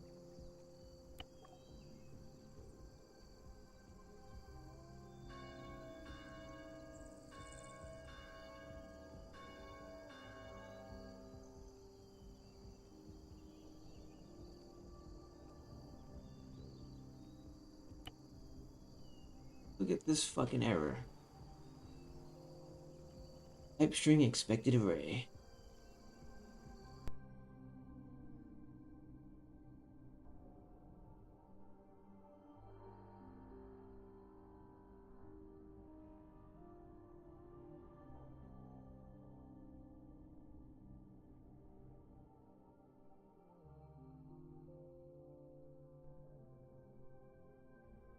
Oh, do I not? Maybe I shrunk the arrays enough to the point where I don't need these selects anymore. Let me save it just in case.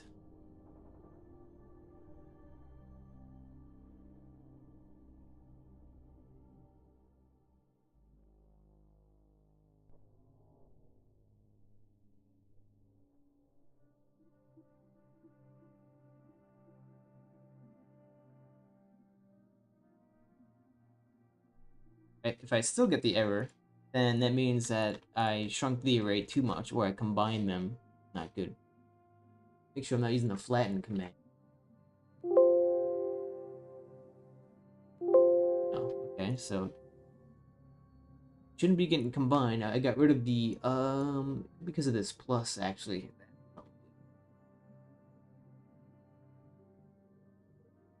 Wonder if that's the reason.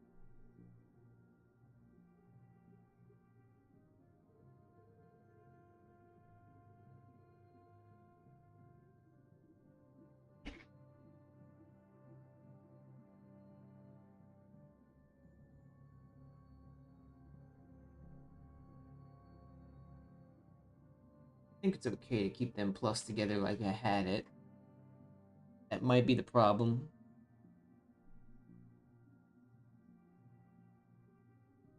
Other than that, let me save this also and try to get rid of the additional index selecting. It.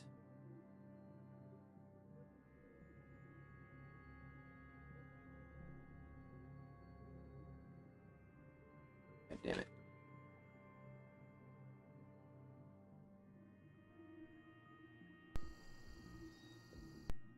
I think that's it. Well, I don't know. We'll see. 0, it's like 1.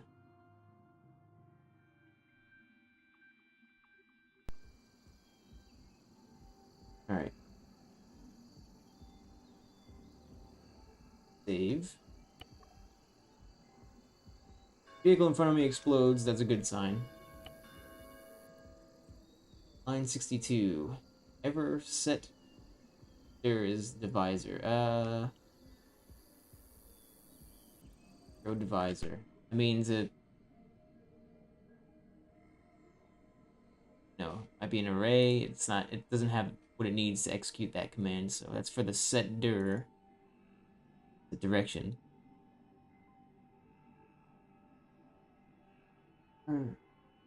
Zero divisor.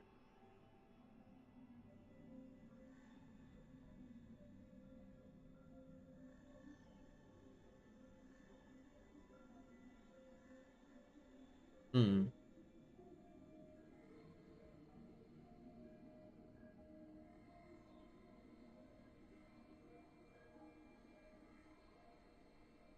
Oh, I don't know.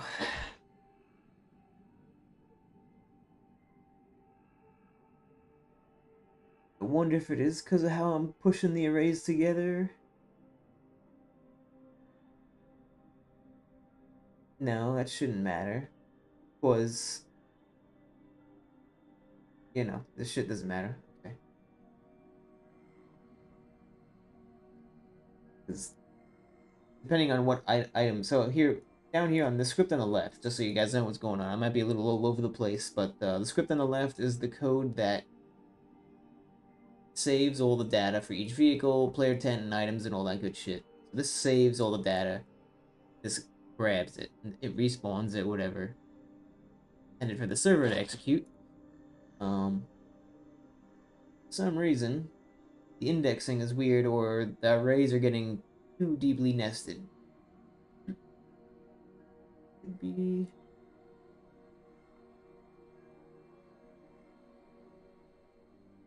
S hits gear. X at.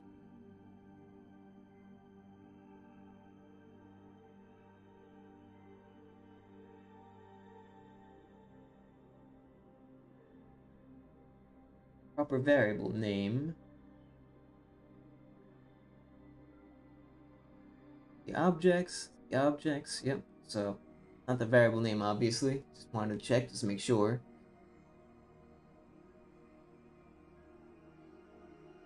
Hmm.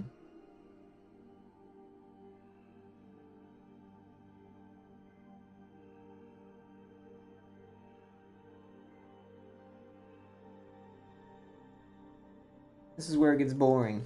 It hasn't gotten there already. Now I'm just trying to figure out how to troubleshoot this.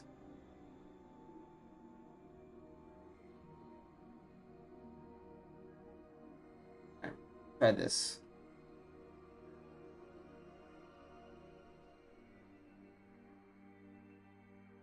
I'm gonna hint whatever this shit is right above it.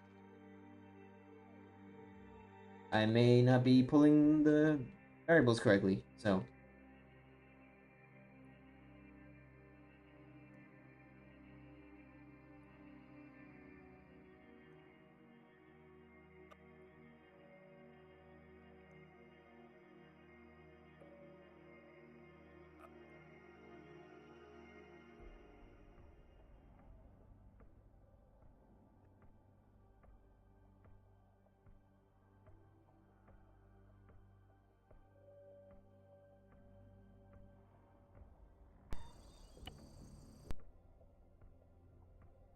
Fucking zombies killed me while I was AFK.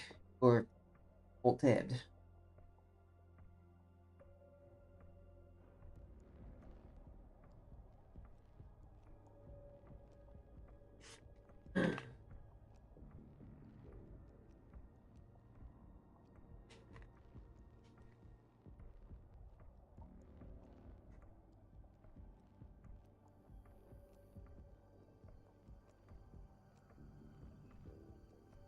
Right. Find a vehicle. Test this shit with. Make sure it's actually spawning vehicles in the. I'm only seeing it in this class name. One in the barn. What about the city garages?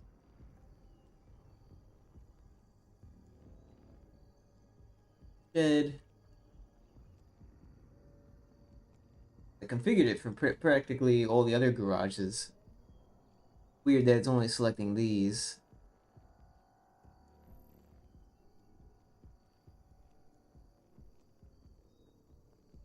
One in here. Let's try this.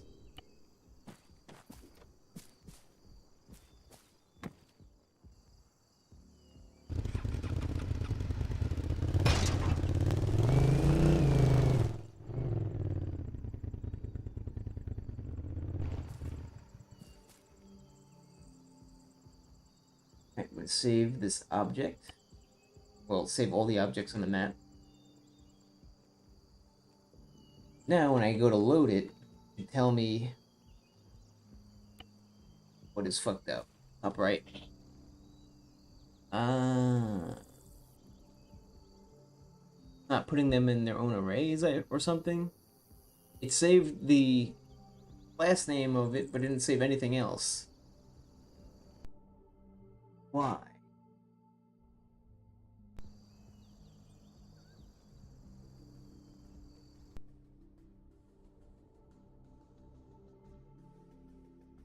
How the fuck did that happen?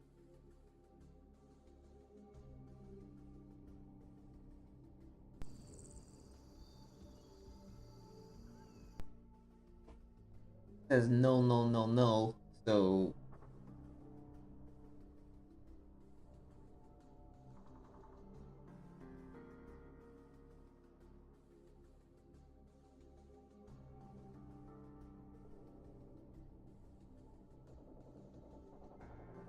try something.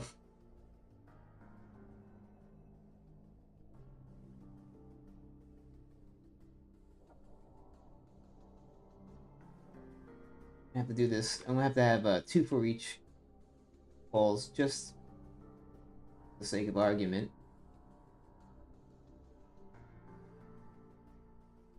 Oh man, I feel like shit. Christ, I need to. I'm probably gonna end the stream soon because I'm feeling fucking shot. What I'm gonna do is have 2 for eaches. I would like to have this working at least tonight. For each.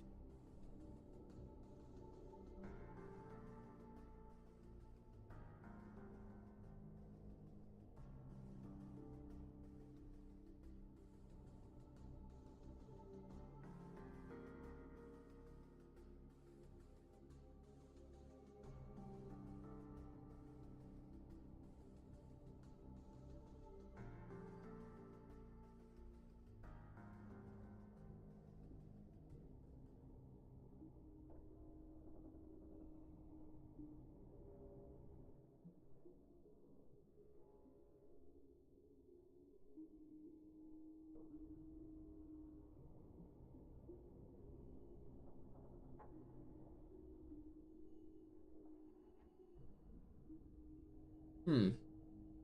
Know what else could have been the issue, but no script error though. When I call this, on the right is not an error, it's a giant array telling me what variables it's saving. So go back actually. Let's see. Does it save the class name? Class name is in its own array. See in the top right has a type and then tractor. Then the next one is the direction, the position, the gas, the hits. What else? Well, maybe could possibly be. I don't know. I kind of doubt it. I wonder if there's an issue with having a for each index call. I have 2 for eaches. I have a for each within a for each, which is actually 60 times slower. 20, somewhere between 20 to 60 times slower. Let me double check that real quick. Got my little code snippets for quickly check. For each, oh, it's only 10 times. Well, it's 10 times slower. It's still fucking slower, but 60. Delete at was the one that's 60 times faster. Deleting arrays or elements from arrays. This is actually not entirely true. I mean, it's depends. Count is faster than for each if you don't have to put true at the end.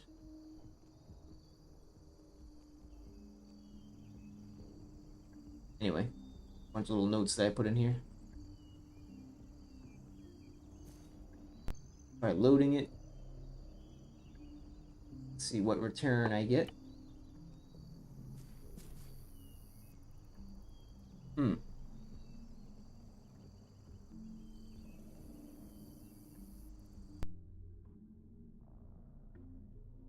Whatever this first index is, it's saving that and the rest it doesn't know. If I do, just what is underscore x? And underscore x is the, when you're using a for each, hang on. Whenever you're using a for each, underscore x is the magic variable, as they call it, within a for each, and that represents the, I don't know what you would call it, the indexed item from this array.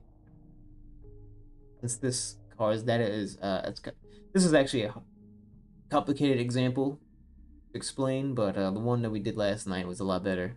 We did selection names and selection position. So if this was selection names, then underscore x would be each fucking selection name, each string. Hopefully that makes sense. All right.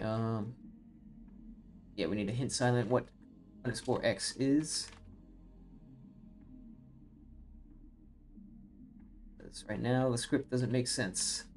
Need to figure out what I fucked up.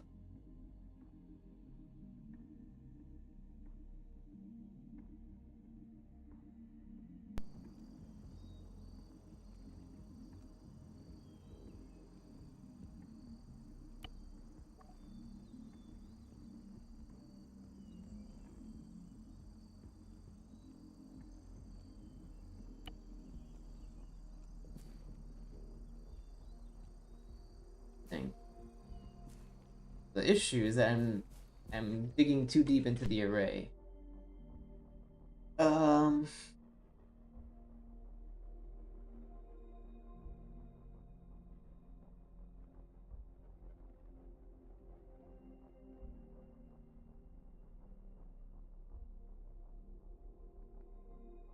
there should be two arrays.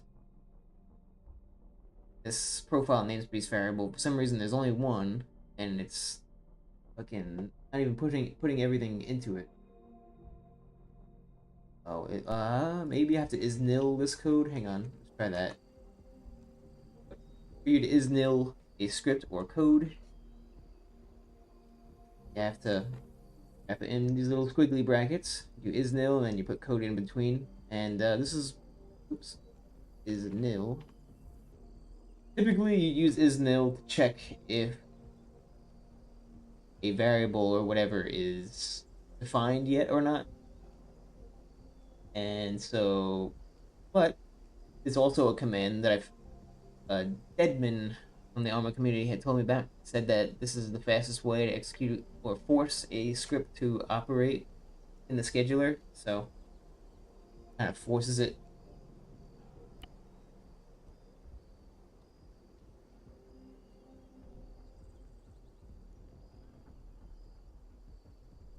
Let me resave the is nil. Resave these variables real quick.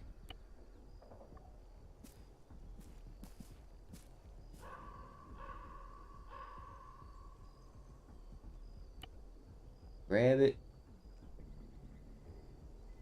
Top right corner, it still shows that the index selected is just fucking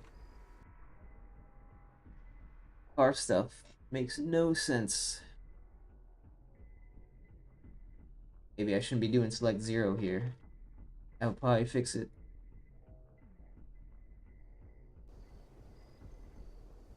But yeah, that'll fix it. If not, then I'm lost. I'll have to take over. Another day. This should fix it. Move my little buggy.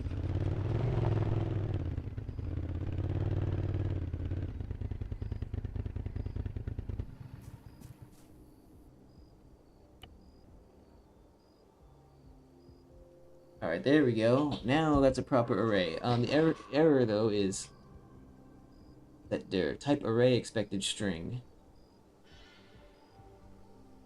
Oh, that's because yeah, now we actually need to format it this way. So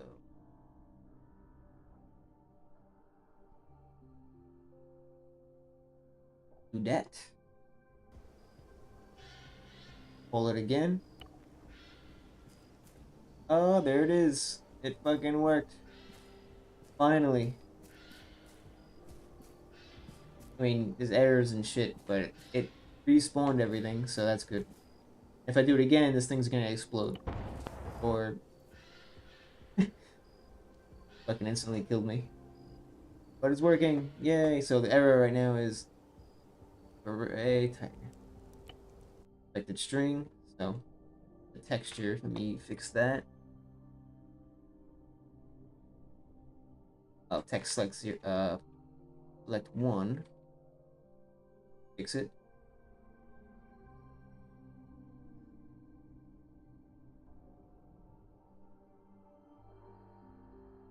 I'm actually curious. When you use get object textures on a vehicle, what exactly does it return? Is it just one texture, or again, if it gives you an entire list? If it gives you a whole list, that's good. Then I could just use apply the texture for each selection on the vehicle. I do the material. That one's easy. Just 2 materials on 2 selections.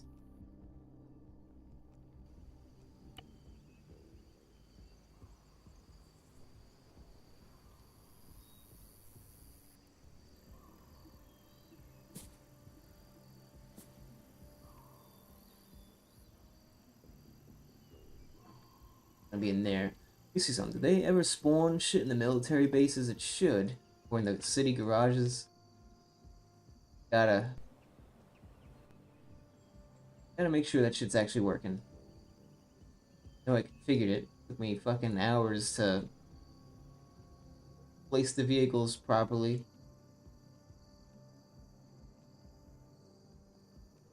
Vehicle in there.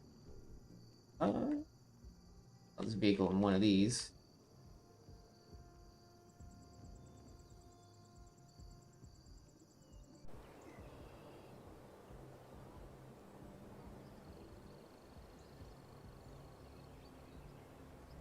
Vehicle in a shed.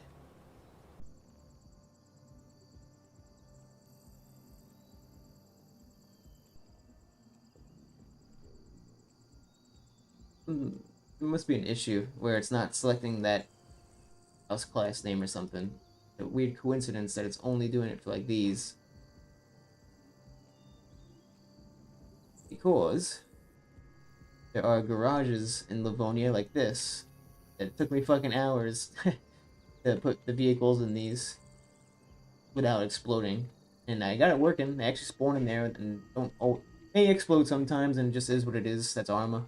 I have a shit ton of code trying to fight the vehicle's urge to explode, but usually works. But see something. I think I need to re-add it to the array or something. Or I have the wrong class name. That's type of cursor object.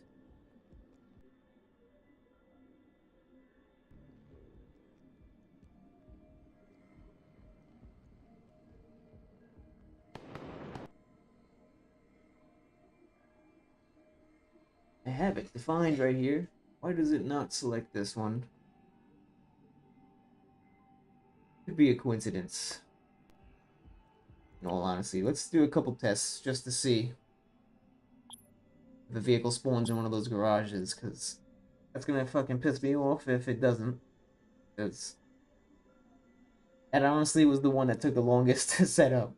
It took so fucking long. For every, you think it's easy? Oh yeah, just spawn the vehicle in that vehicle, in that building. I do that for the fucking center position of every vehicle is different. The size of the vehicles are different. You have to like make sure you have the proper offsets, the z-axis, the x-axis, y-axis. It's a massive pain in the ass.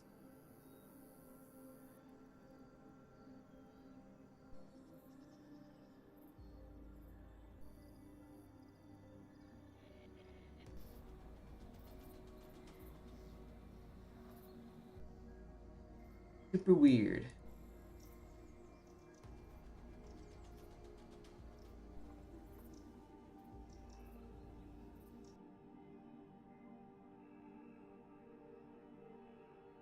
I'll probably just call this, instead of restarting the mission, I'm just gonna keep calling this function. It just randomly spawns shit. I have to, oh, I could just, okay. I forgot, I could just look at that building and do it. Alright. Let me find that garage again.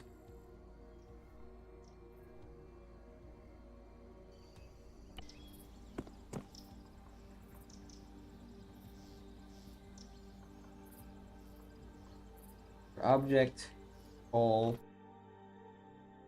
Only do I spawn it? I'm gonna call it. The name of the function is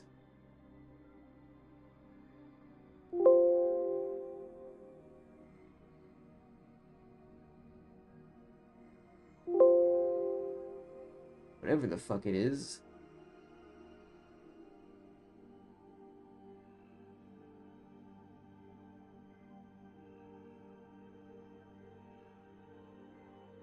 Alright, here it is.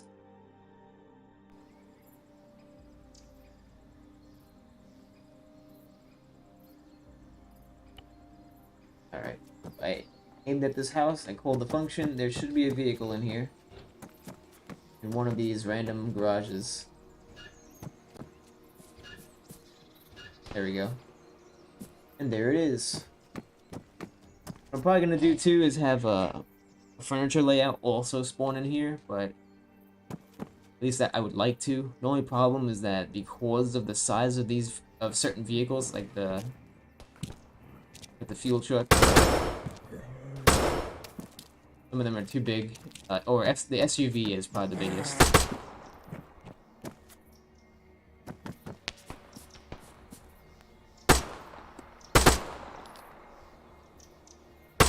Obviously, this will be a lot harder. As dumb as the zombie AI is, like, I'm spawning in with a good gun right now. I don't care how much ammo I waste.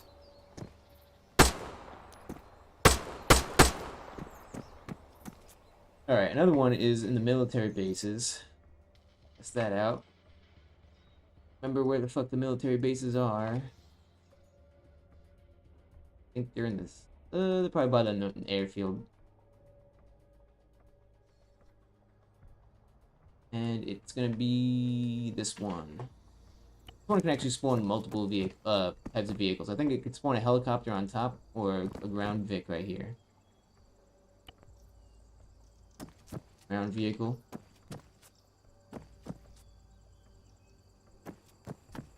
Again, like the condition of the vehicle is gonna be random. The fuel. Some of these tires, one looks flatter than the other. It's because it is. I have a tank. The gas is random and all that.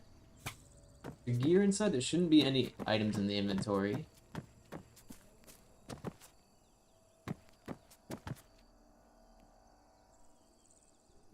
Most vehicles in Arma, the inventory is accessed from the trunk of the vehicle. FYI.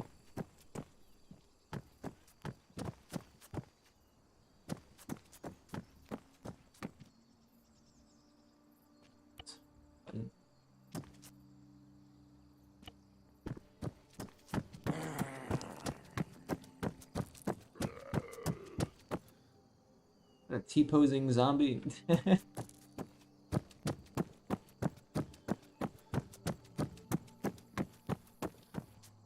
Most dominant of them all.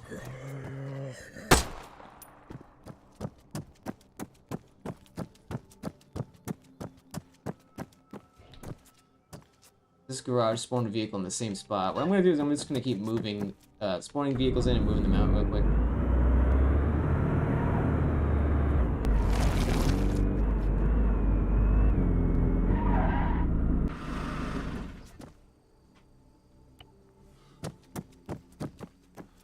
Notice that it spawned it in a different position this time.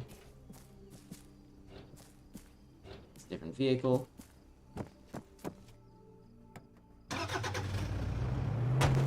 Tires feel pretty flat on the right.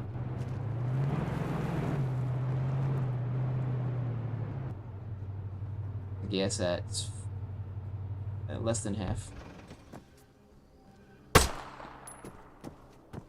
The little yellow, colored globes above their head, that's just for debugging, so I know what state they're in. If it's yellow, it means they're aggroed, basically. One in a Jeep.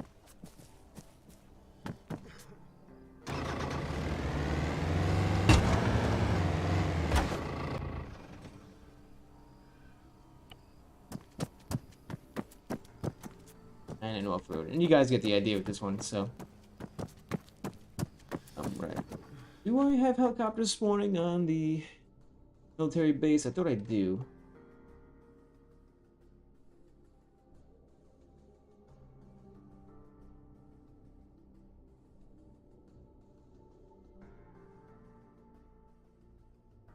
Oh, not yet.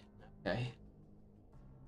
Remember, I was experimenting with having a helicopter spawn up on top of here. And I think I decided not to because there's no way to get up there.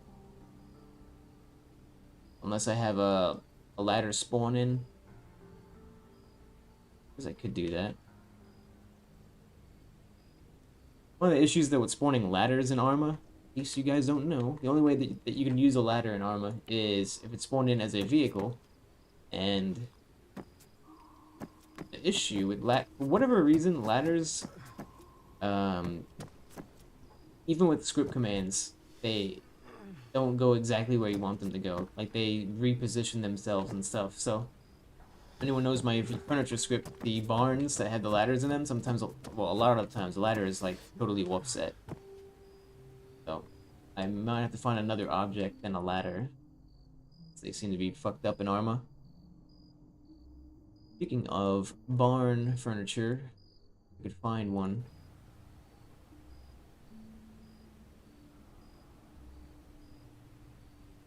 A little bit lighter so you guys can see what's going on. Get hit. These random dynamic spawns. These wrecks were actually really easy to make. They're just two. Most of them are just two objects. It's just a wreck and then a decal effect, and it basically finds near road positions.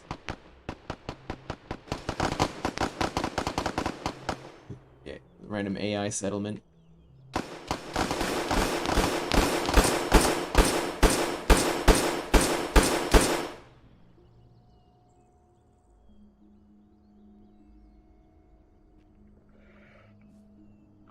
Obviously, you can see that the AI actually engaged the zombies, and the zombies engaged them.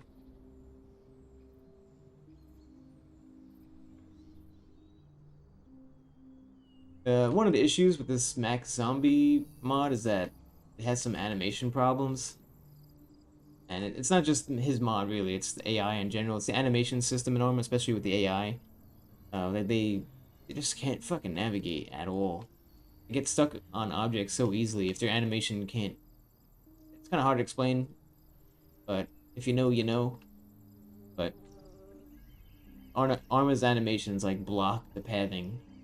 Some shit. It's so fucked up. It's like it's an easy, pathable little bush that he could just easily walk out of, but because he sprinted into it, and now he's like unsure if he's in the collision. What do you call it? The collider of the bush, and so his AI is telling him to just stay still. Nothing I can really do about that. So that's why I keep most of my zombies slow walking, because the running ones go through walls and shit. Like if I just follow this guy, he'll probably walk through this house or through the door. I don't even know where the fuck he went. Yeah, see, he just like ghosted through that house. And that's Arma. Has nothing to do with me. There's literally nothing I can do about that. It's basically Arma's animation system. I've explained this so many times, but you know, the animation is what's propelling this guy forward, nothing else. That's how Arma is. All the animations set velocity and shit. So when he runs, that's why they slide through walls and shit. That's why they don't move as precise. See how he's like glitching around? There is like a slight back end code that tries to get the AI to go where it wants. The animation seems to have the say. I'm following this guy just to show you how fucked up the animations are. Actually not that bad, but he usually, especially if the house is elevated. I mean, we've all seen it since Arma 2. The fucking zombies walk through they ghost to the floors sometimes. Because what happens is they run so fast that they, like this house for example. Go through here? Yeah. Try to aggro this guy real quick. Gonna come after me eventually. Want to see if he can get in this house.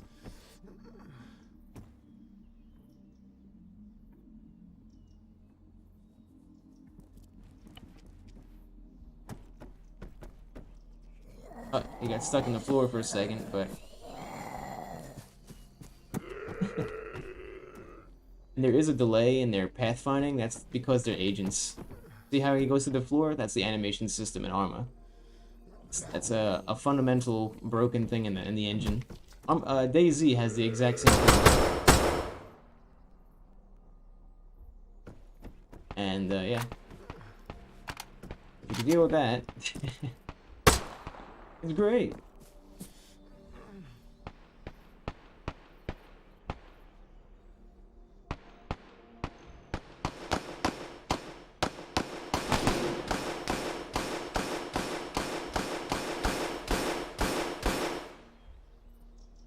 This guy's been shooting at the zombie in the bush forever.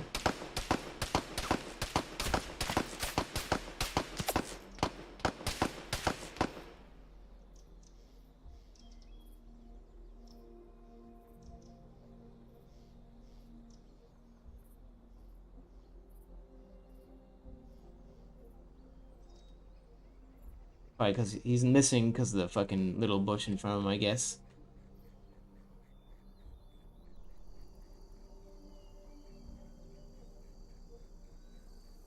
Alright.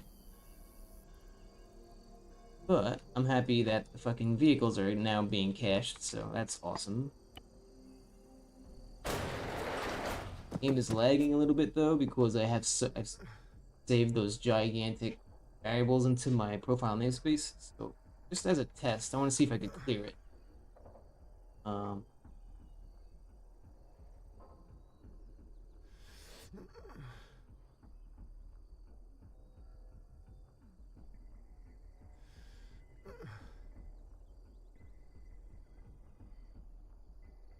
do profile name base set variable.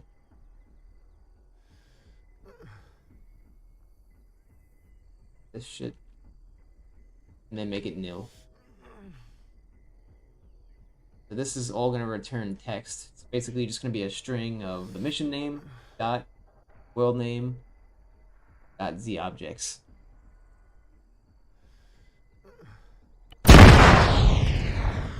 That scared the shit out of me. That spawn literally jumped. We gotta have the spawn vehicle function in there. I just want to see if my game's gonna run a little bit better now that I nailed the variable. It should.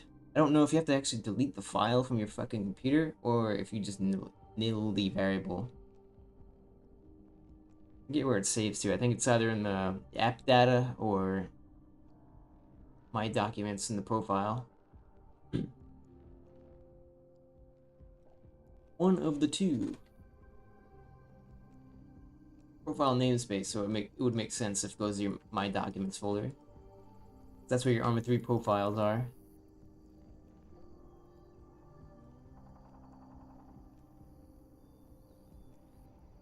Oh, actually, this is the barn I wanted to show anyway, so let me get real quick.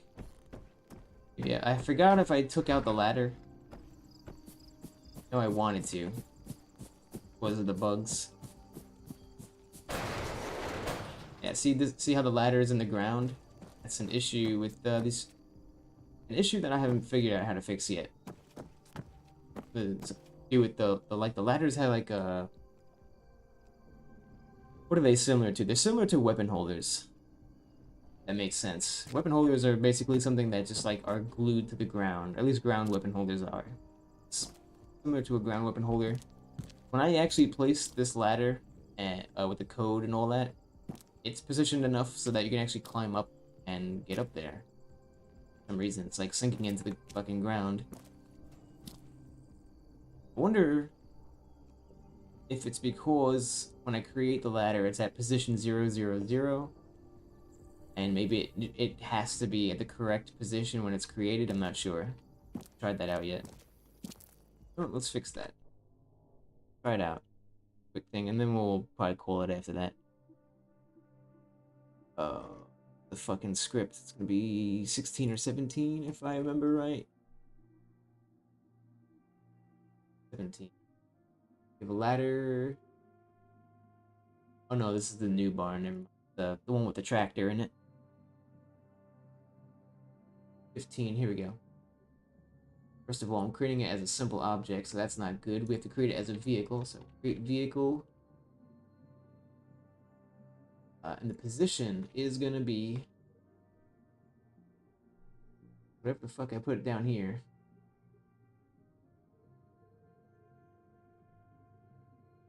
I haven't had good success with using model to world inside the space of creating a vehicle, but you never know. We'll use can collide. Don't know if that's gonna do anything.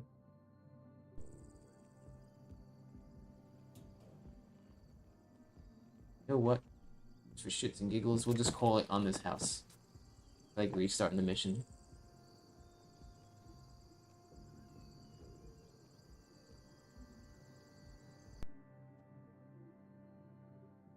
Parameter did I push through? Just the letter B.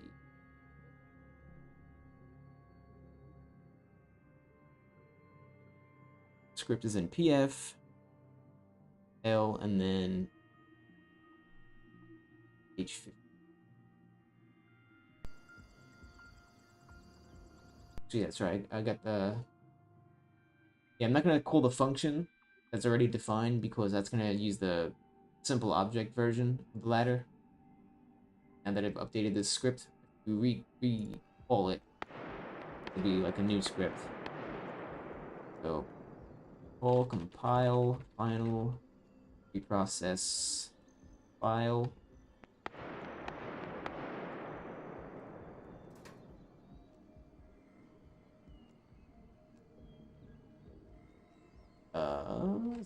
F folder, L. 15, 1.sqf. This should be it. And there it is. There's my ladder. Now it's working. Maybe that... nah, it's still a little offset, though. As you can see, it's going through the floor, but... it is definitely better than what it was. I mean, it's fucking sunken into the ground. It's not... that's pretty bad offset, though. If I set the... hand collide, what if I set it to none? Probably gonna be worse. Okay, no difference.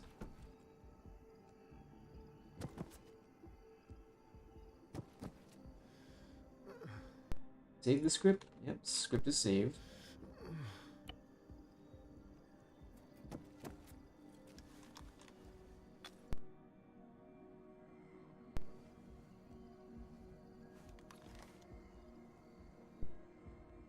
Find another barn.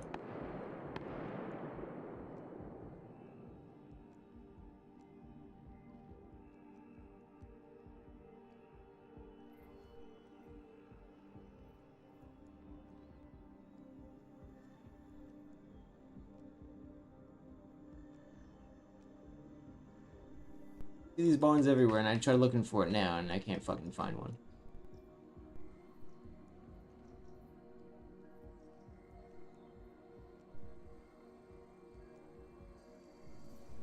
These little random furniture layouts, I guess, in the meantime. A little radiator, toilet and sink and tub that spawns in. Even got the little fucking wet surface. Little area here. I actually tried to model these rooms as close as I could to DayZ. A lot of them, not all of them, but some of them I use creativity because I don't have DayZ installed, so.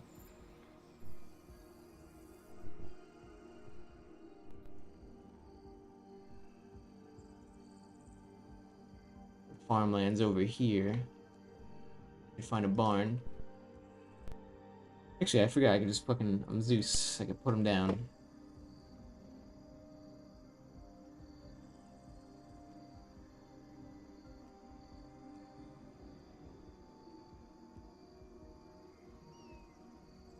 There you go.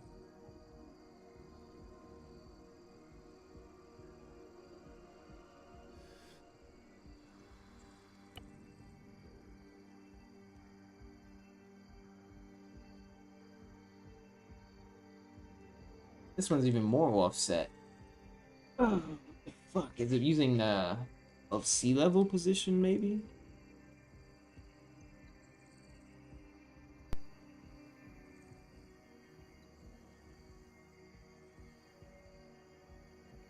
Waves are set to 0, so the waves shouldn't be fluctuating and shit. What is the reason? It's probably something to do with setting vectors.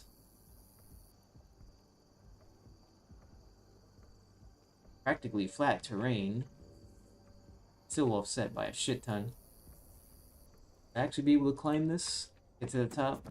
As long as we can get up there, then I don't think players will give a shit as much.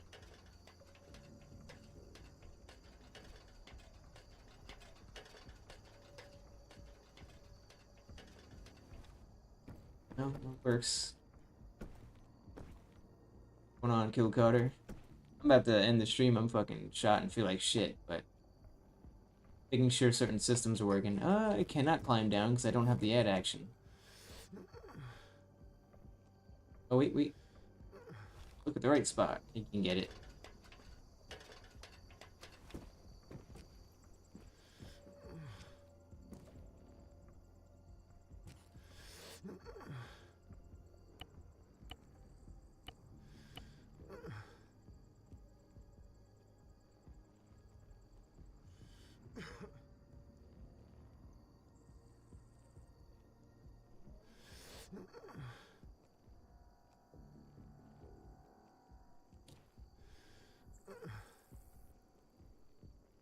See if I could find one that has an actual map-placed barn. See how the views are from that. Here's some more random wrecks, you know, broken glass, blood, and that cool shit. These are all these vehicles gonna have items in them eventually. Might spawn 2 Humvees. I gotta add more wrecks, more trash on the roads. Obviously, another thing. Maybe I'll work on that next time. That would be pretty easy. Similar to making furniture layouts. Yeah, I'm fucking. I haven't been feeling well today. I just figured I'd squeeze in a stream. I'm trying to be consistent, streaming around the same time. Trying to start around midnight Central Standard Time, but also, how does the microphone sound tonight? Because I remember you, my Blue Yeti mic finally died yesterday. It when I turned it on and I did some sound checks, it sounded like just a super loud squealing, whining noise. It was way worse than what it was last night. And the problem was I mean, this Blue Yeti microphone that I had was about 6 years old, but still. What happened was the wire on the very bottom, I guess from plugging it in, unplugging it so many times, it got bent. Pins got fucked up, and the whole thing got bent actually because the microphone is heavy as fuck. So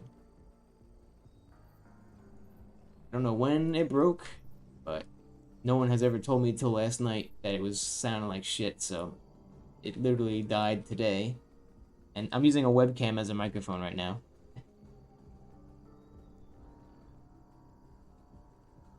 Going on, Foiled Soul. Lessons last night had me staring at event handlers all day today. Super interesting stuff. Mic sounds a lot better today. Awesome. Yeah, the mic itself, if there is any whining, it's because of the microphone quality on the webcam. And I have a bunch of things on it. I have a bunch of filters on it, but also there's an electromagnetic, what do you call it? Around wires. When you have a lot of wires together, wires typically generate their own electromagnetic field, and so when you put other wires near each other, that causes distortion and interference. And it's mostly noticeable in audio, obviously. It could affect other things, but yeah. I probably need to do wire management, and I also need to buy a new fucking mic. But yeah, I'm glad you learned a lot yesterday. Yeah, event handlers are gonna be the most. I mean, there's so many things in this game that are awesome. The more you learn, the more you're gonna be like, oh my god, this is great. Event handlers are great. For each command is great. What else? The game is starting to lag bad now. Why? It's because of that fucking giant variable I was setting.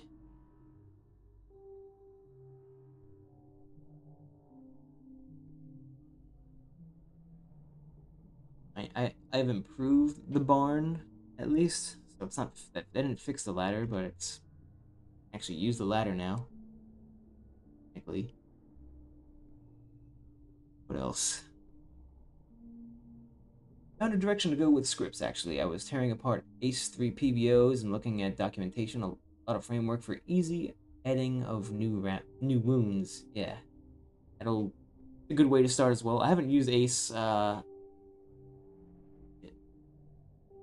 literally have not used Ace since I don't know how long you guys have been playing Arma, but before Ace was AGM. I personally like AGM more than Ace.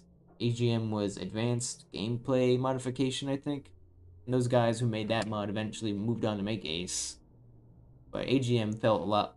It was just a lot less of a clusterfuck kind of thing. I don't know. I like the medical system that it had. I don't really like Ace anymore.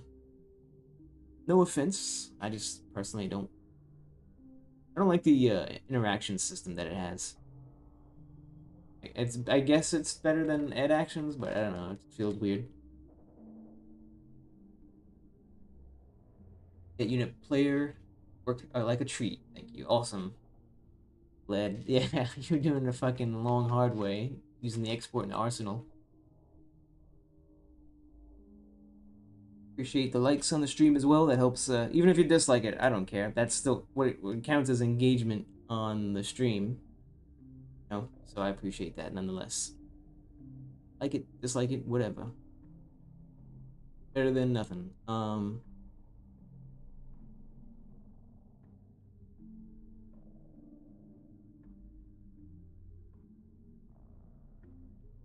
What's the next thing I want to work on? Oh yeah, I need to fix. There's so many things I need to fix. There's so many. The problem right now is the project is in a state where everything is half-assed.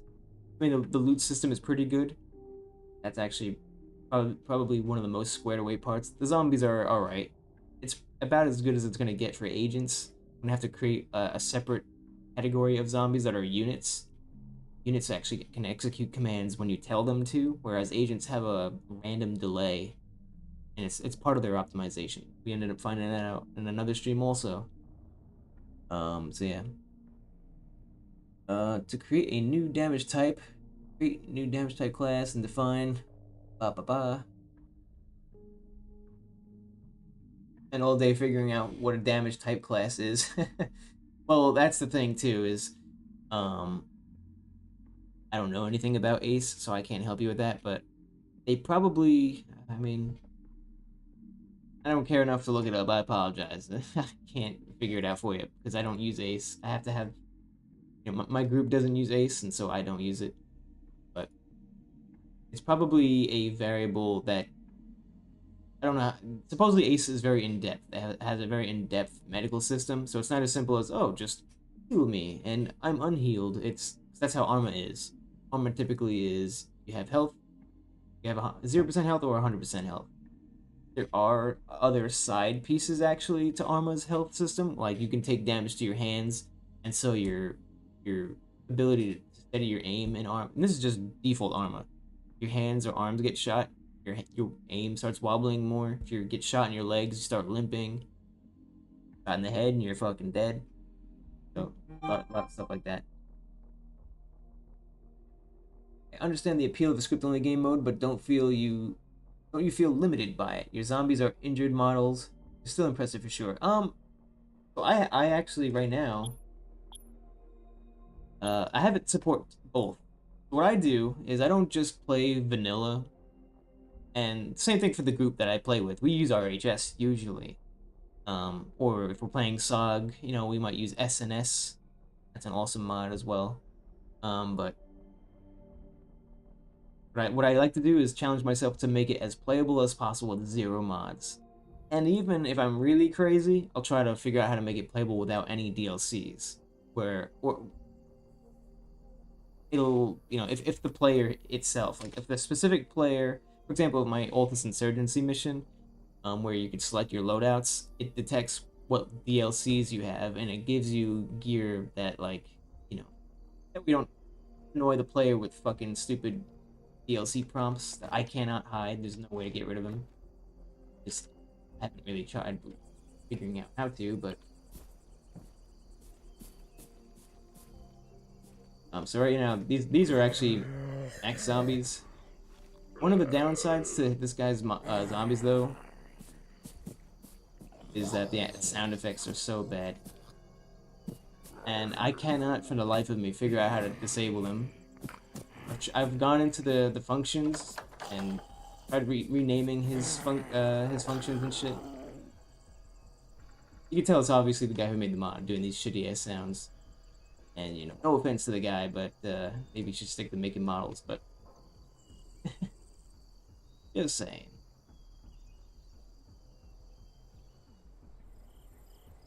But hey, who's having fun? Whatever. It would have been nice if there was an option to disable the sounds.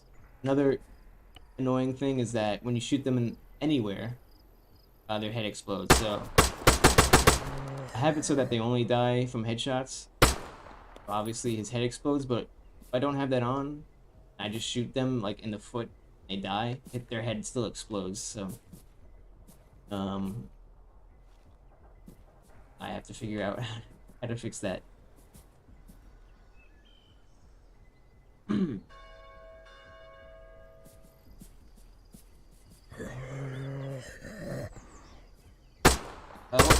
What prompts are you talking about, by the way? I already forgot. If you mean like the mod support, so what I do is all my projects have automatic mod support. So right now I didn't have to go into lobby parameters or set anything up. I just load the mods up and I run the mission, and the mission detects what fucking mods are running, and it applies it to the mission. It only works for specific mods though that I have to manually configure. Oh, the DLC prompts. Yeah, I'm sorry. Yeah. There's, there probably is a way to hide it, but it probably wouldn't be optimized because it's actually in the config. So like if I go to big magazine is the easiest one to add. Where the hell is it? I believe it's fake magazine. Player add mag.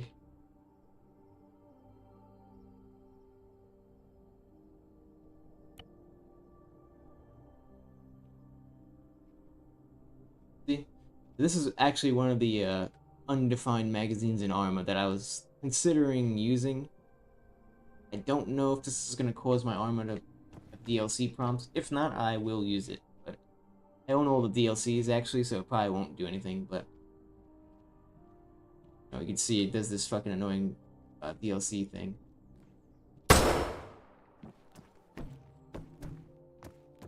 And as far as I know, there's no way to get rid of that. And over time, like, your screen will have that annoying... It just takes up your entire screen. The fucking advertisement is ridiculous. There's... I don't know how the hell to get rid of that.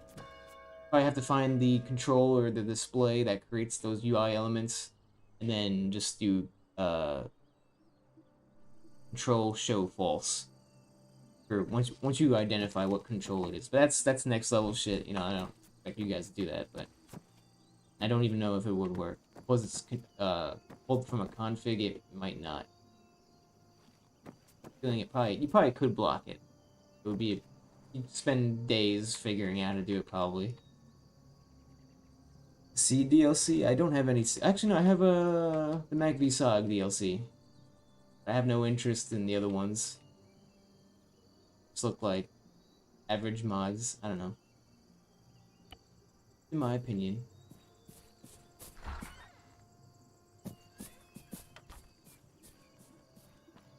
A lot more houses I gotta configure for loot.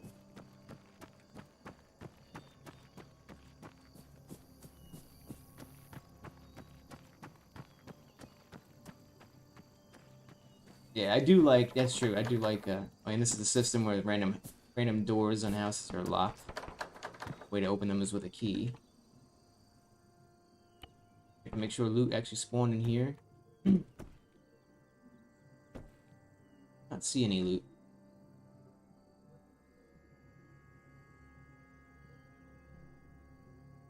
Or that this positioning is good. Try to make my fucking objects position, like, pixel perfect. Oh. I think I'm in the floor, that's why like it's floating. Hang on. Oh no, it is floating. No bueno. Better probably fix that.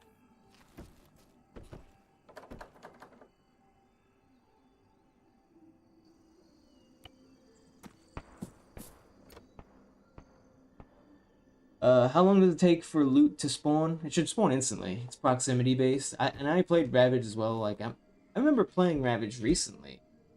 Like, well, when I say recent, it was like Christmas. Christmas, me and a couple guys played a Ravage mission. That it was super old. It was like fuck. It was like 20, at least 2017. It was old as hell. 2016, 2017 mission, I think. Possibly older Ravage mission, and it was on Altus. And I was actually like, wow, that's cool. There's furniture that you can loot in the houses and stuff. Meanwhile, it was like literally one object. I'm like, maybe I don't give myself enough credit that I actually furnished these entire houses. But is there a client-side limit to mods? I don't even know. If there is, it might be 256 or something like that.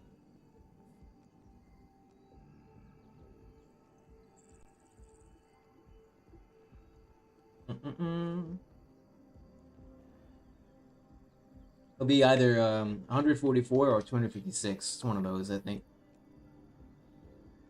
Mods are like crap. Probably the most mods I've ever downloaded for a game was probably for Skyrim. Actually, it's definitely Skyrim. I had like my light loadout is, or my light list of mods for that is like 80 mods. It goes from bug fixes to texture packs, gameplay additions, and all that. Looking at fucking like 80 mods and ridiculous amount of gigs of shit. But I think Arma still beats Skyrim in file size. Arma is just gigantic, depending on the mods. What I'm doing right now is I'm just making sure all the loot is working. A couple houses that didn't have any loot, just random. Here you go, it's like little bandana on a shelf that I can loot. As you can see, it spawns in instantly. I loot it.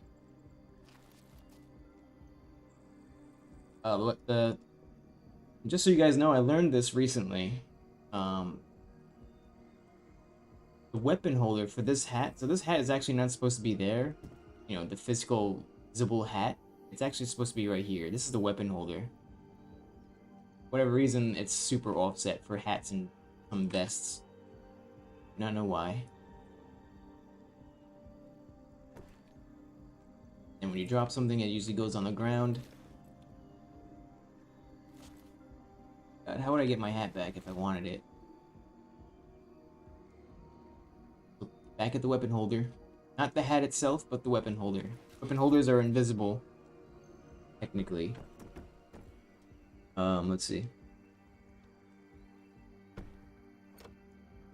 Yeah, back from my first deployment, I had a nice disposable military income saved up. And a huge amount on a PC, now obsolete.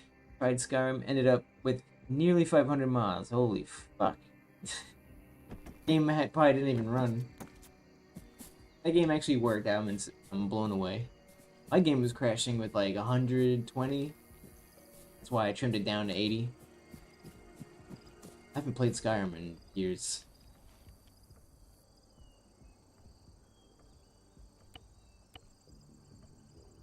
I'm curious. Just out of curiosity.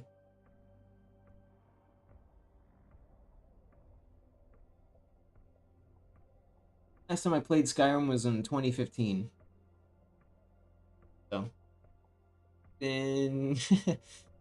Remember, I bought it at GameStop the day it came out. It was fucking snowing out. Or there was snow. I remember there was snow. It was fucking cold as hell. 11/11/11. Out in 2011.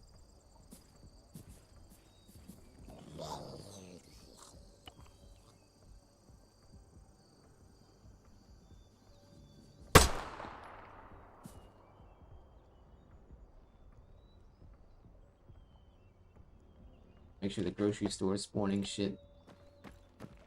I had a weird error earlier, so that's also why I'm not just showing this stuff off. I had an error saying like underscore o variable wasn't defined. So usually, I think static objects that spawn in as loot, such as water bottles.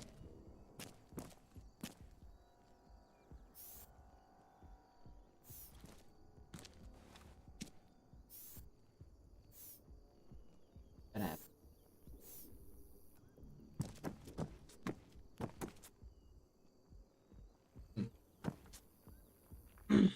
You mentioned you have an Arma group.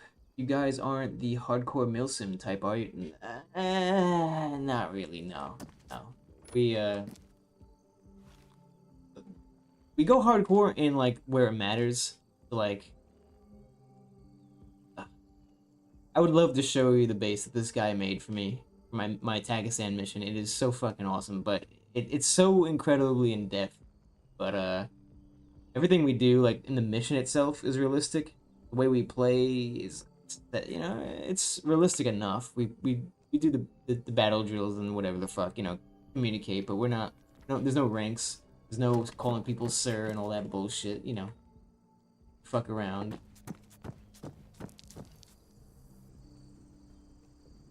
Key limit on a client side for Arma mods. Limitation of the engine. Server side mods are not restricted in the same way. Yeah, I agree. And that's exactly correct too. Like, yeah, I never knew about the balance, by the way, of the the buy key limit clients. I only play with like 3 mods usually anyway. Yeah, I played with the hardcore groups before. They fucking have the trainings, which is fine. I understand the purpose of trainings in Arma, so that if you want, so I do enjoy cohesive tactics in Arma, which is something our group kind of lacks right now. But I mean, we eventually pull our shit together once we get more serious. When we get warmed up, then the tactics kind of we get more cohesive. But the trainings definitely help make the Arma group make it easier, especially with clearing houses and stuff. Like, cohesion is mostly noticeable there. If you do the trainings and stuff. But a lot of guys who've been there, done that, don't want to do that shit. And then, got people who don't have the time for shit like that. So, you gotta cut some stuff out like that. And then just enjoy the realism of the mission. Like, like right now, I'm currently writing a script that generates an op order. I mean, like, a actual op order, not like this shit you see on the forums or on the workshop, but like by the book, a mission generator that creates a operations order from the fucking let's see, situation, mission, execution. But well, execution is left blank. That's for the players to decide, so I don't do that. But then it does fucking what is it? Command and signal, special equipment and ammo, then command and signal. And it gathers all the terrain data, or it's going to do that. Yeah, and I even have that sand table script to pick the AO. So if you're at the base, we have a sand table pit, and based on the objective that the op order generates, the op order obviously is based on the objective. Then you have a sand table. Then there's also a whiteboard that has like a random satellite. This only works for Altus right now because Altus and Stratus. Those are the only 2 maps in Arma that have images defined for every city. So if you go to CFG, diary images, diary something, diary pictures. Expand that. You got 2 categories: Altus and Stratus. If you open these, all these have a texture or picture of almost every city in the map. So I use this for my operations order. So if there's an operation in that city, it's like a satellite image. I'll show you real quick. What time is it, by the way? It's almost 3. Be concluding this pretty soon.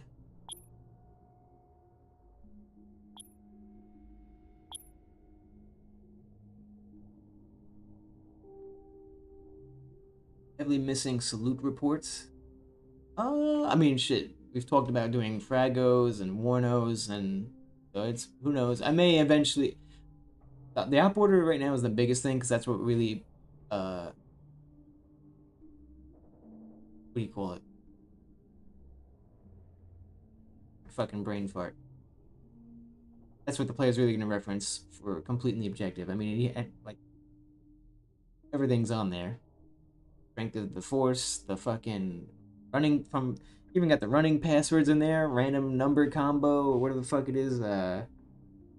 Operation name is even randomized. Not fucking playing around. So, I'm not a veteran, so I don't know all the little details. So I have a guy who was more experienced, who is experienced, deploying in Afghanistan and all that good stuff, and he's basically my consultant on all my realistic mission stuff and scripts that I make. Only thing I refuse to do is 9 lines. Took too damn long in the army, too long for army game. We actually have, is it 9 lines? It's we have artillery script that we use internal. There's a lot of stuff we have that we just don't release because it's like a recruiting tool, I guess, but it's also, you don't really get anything out of releasing it. But the artillery script is very realistic. The AI even communicate like it'll basically be an AI mortarman, and then you'll be like the RTO or whatever the fuck, and you want to call in a fire mission, and then you literally have to set up the sheaf and everything, you know, version and whatnot. It's like by the book, and you'll see like the text between the RTO and the bottom left, randomly generating of, well, not randomly, but populating of them communicating legit back and forth of the fucking fire mission. Pretty cool.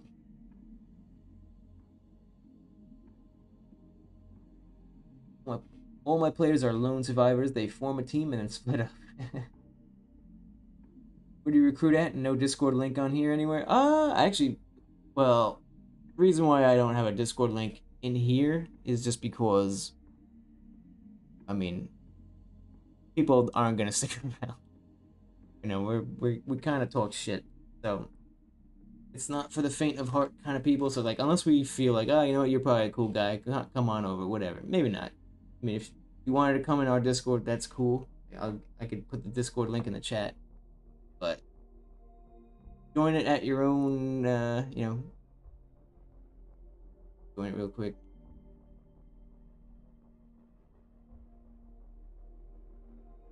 Own peril, as they say. Create an invite, and if you want to join it, I'm not in there right now. I'll be in there tomorrow. But can't be worse than the shit military dudes say. Well, most of them, half of us are military. Not me, but like basically the coders are not military, and then the ones who aren't are. So there's combat vets in there, and there's non-combat. Is there any way to take, or any way to talk? Oh, okay.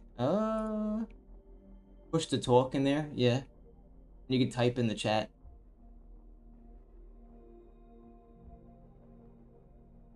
There's the Discord link. Go crazy. Like I said, I'll be in there tomorrow playing with the other guys, most likely.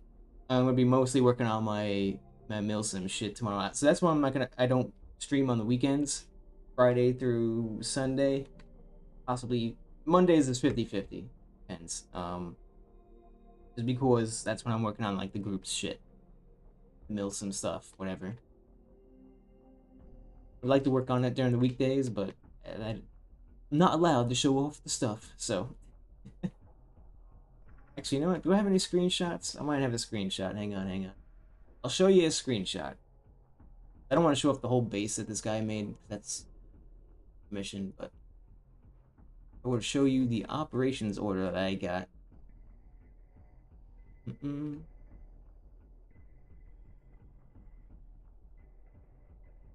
Sand table looks fucking awesome. Can't show that yet.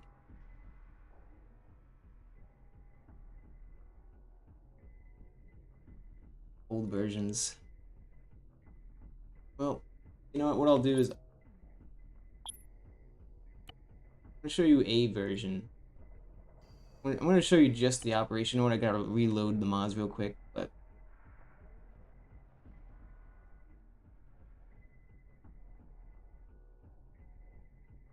you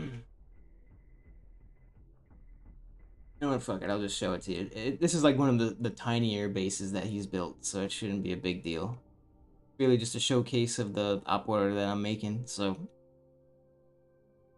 a little quick ending exclusive. This will be a good way to end the stream, is to show you this shit. So, are you a mission maker primarily, or do you write scripts and such for mission makers? I do both. I make my own missions, and I make scripts for myself as well as for the community. So on the Steam Workshop, I got two. The thing is, I'm reluctant to release it on the workshop. I'll release it on the forums and Google Drive, no problem. But if you do it on the Steam Workshop, people expect perfection or some shit. You know, everyone's got a fucking. If it ain't perfect, they're entitled to it being perfect. So I wait until the project is at a pretty good state and then I put it on there. But if you look up like addon-free Arma radio, that's like my, if I'm not mistaken, that's one of the only addon-free radio systems that exists for Arma. That's actually not total shit. I mean, it's not good, as it has its bugs, but the new version I'm working on aims to fix all the bugs and it'll be perfect. So anyway, let me get in here. Turn this shit off. I don't care about the sounds. RHS needs CBA.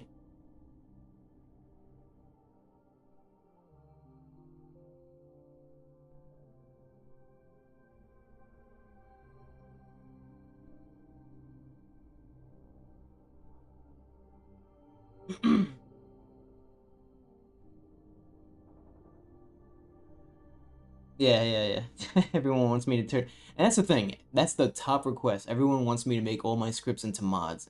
And I will do that, but Jesus Christ, if I make them into mods, then everyone's gonna use that shit. And you're gonna find out how. When you have so many people playing with a mod, that's a lot more people that are gonna have bugs. Especially when they're mixing it with other scripts and missions and mods. It's like, not as easy. The furniture script would be easy. Yeah, I made a video fucking I made a video about how stupid people are, where I literally say, I mean, you've watched the video, but I literally fucking put in bold underlined text at the top of the description. It's before you even click on the mod, when you highlight it, the thumbnail says this is a script, not a mod. It's literally the first thing you see. And people are like, why mod not work? Like, oh my god.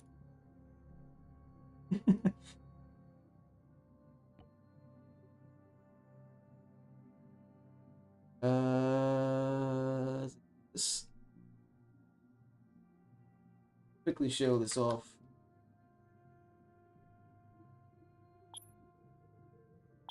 All I'm showing is my op order. Hopefully it works, because I've been making changes to it. I haven't tested it.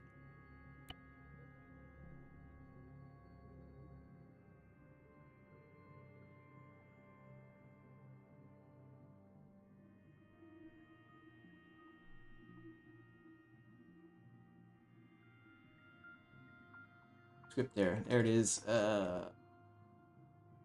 Oh yeah, I got fucking pissed off when I was coding this. Let me fix that real quick. Trying to get this damn sand table to execute globally. Fuck it. Did this shitty code. Oh yeah.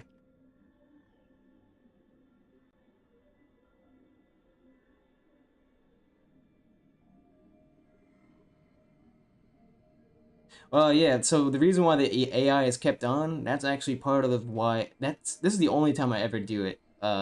It's actually a requirement for this script to work because, um, just so you know, the vehicle var names or whatever on player objects. So like,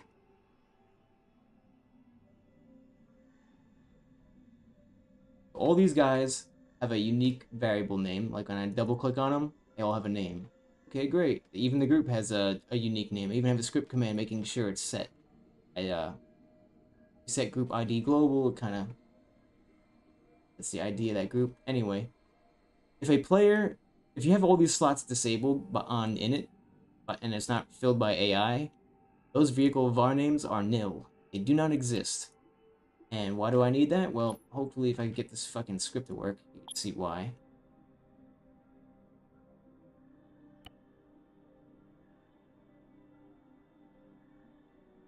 I try to make it as plug and play as possible, because I've learned over the years that people are too stupid to follow instructions. Even copy and paste is sometimes hard. There we go. Now it worked. So this is the operation order. It's that you notice that there's a bunch of operation orders generated. That's because it's doing one for every squad, and I'm technically the server, so the server generates the objective and then the operations order, and then it does it for each squad, because eventually each squad will have their own mission. Right now they all have the same one. But like if I look at fucking this is first squad. Down here is you see my name down here. I'm the platoon leader. HQ. Go up. This is first squad, and so on and so forth. Second, third, and then weapon squad. Weapon squad's a little fucky. I kind of have to mess with this one. I got succession of command. Frequency, all that good shit. Ammo, no special equipment is needed for the objective. The mission I need to change a little bit. I need to include what squad it's for. And then operation name, and then situation info, area of interest. Our area of interest encompasses AO Juliet. Up here, the AO name is random, the position's random. We have a generic, oh yeah. Let's show off one more thing. The game's about to lag really hard in a second. This works. No, it didn't work. Fucking variable.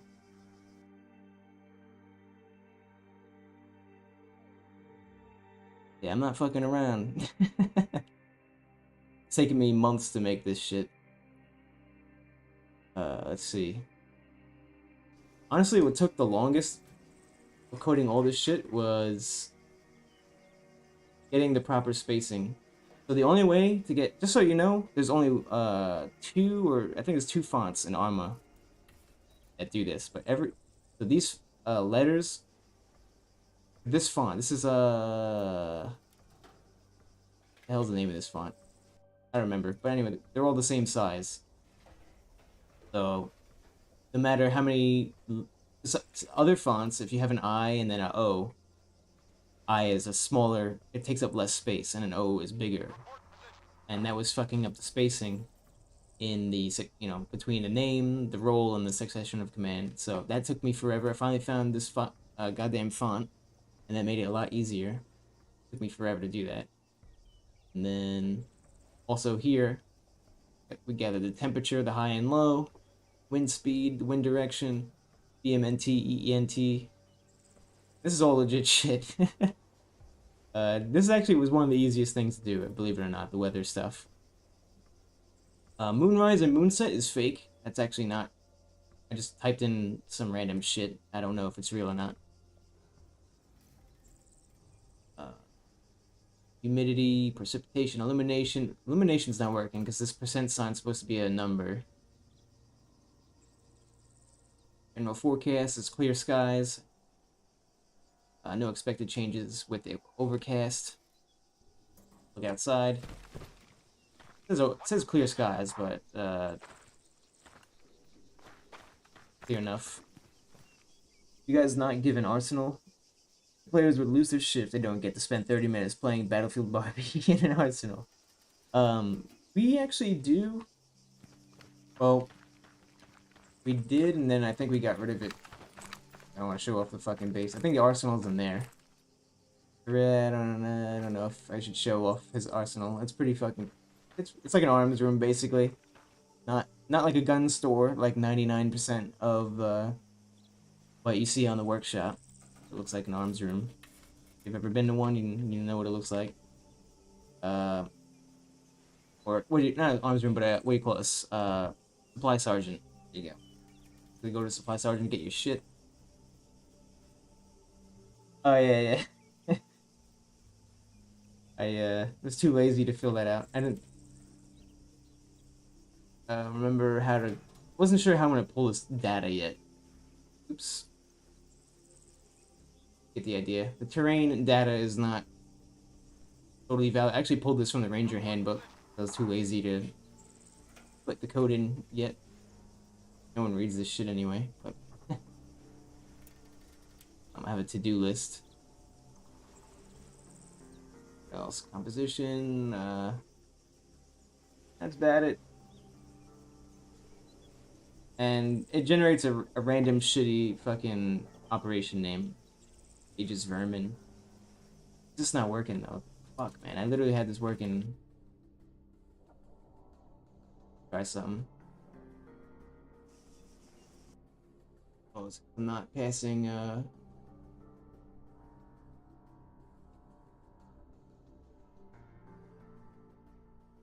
That's right, because I'm not passing this.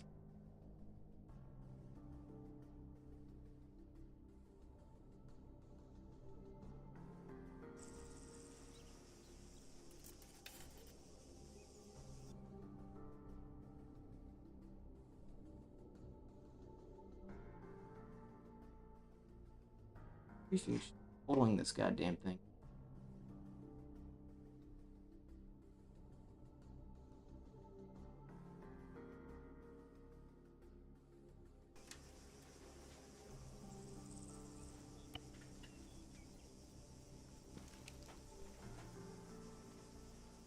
Not work.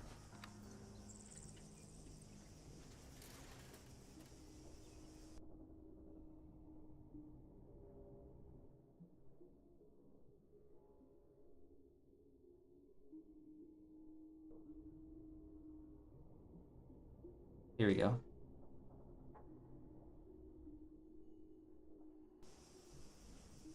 See, this works. Hey, there we go. I have to disable environment sounds because these trees generate fucking sound effects.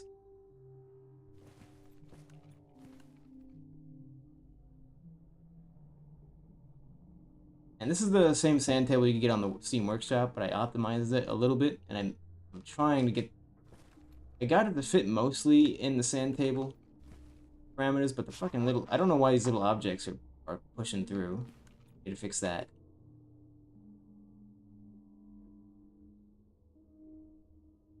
This is an overview of the AO. AO Juliet, I'm assuming. Yep. That'll be.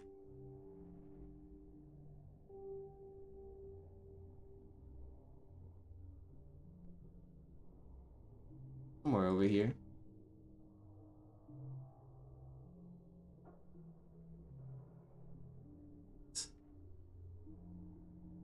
Right now, it's just some bullshit squad that spawns in. I'm obviously gonna build more entrenched forces and stuff. But anyway, this is something that is exclusive to the group. I'm never gonna. I may never release this, but just because it's just one of those things where it's too realistic for the community anyway. People would bitch about it.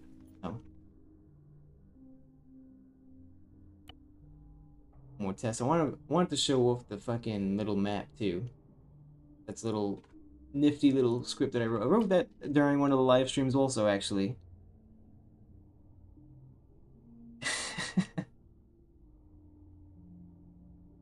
Ranger school is a bad time. Don't do it.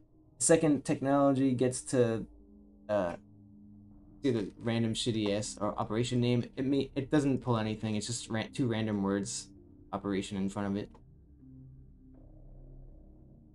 Oh, it spawned the AO and not even anywhere near the objective, the main AO. What the fuck?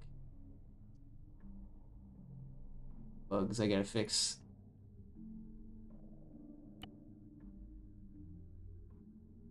How long did the terrain thing? The sand table was not made by me. That's made by another guy on the Steam Workshop. I just took his script and I modified it and optimized it that it ties into my shit. But it took me like to modify it, and it didn't take that long. It took like maybe a couple hours, which for a guy who spends every day coding, you know, and I'm always running into bugs and shit, it's not too bad. I'm still working on it now, actually. It's not even done yet. It's just, see, it's not fucking. There's some issues, like with the height of the terrain. I just can't seem to get it to be right. Looking at this sand table, I already know exactly where this is on the map. This is a dam, I think. Either by the dam or looking at the terrain features tell me it's like above the what do you call it? Factory. North of the factory.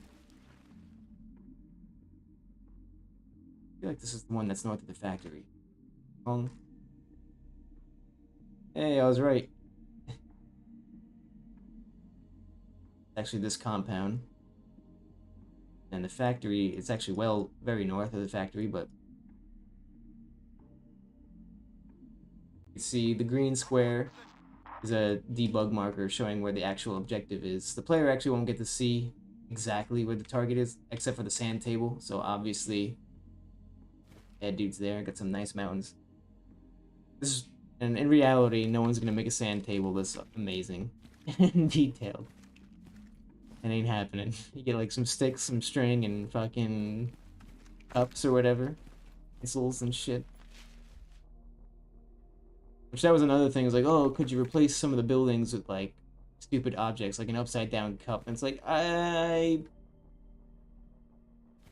don't know how the fuck I would do that, but it's technically doable.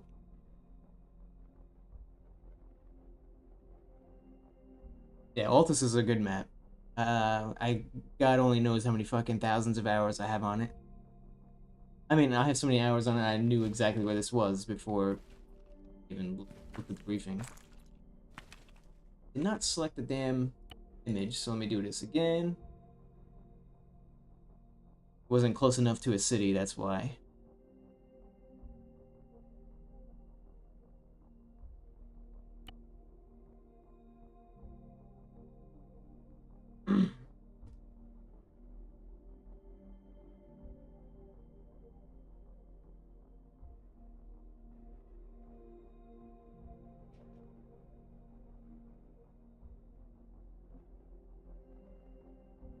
The objective.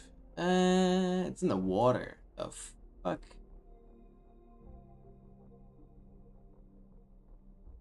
Notice it's been picking objectives very north a lot. Coincidence.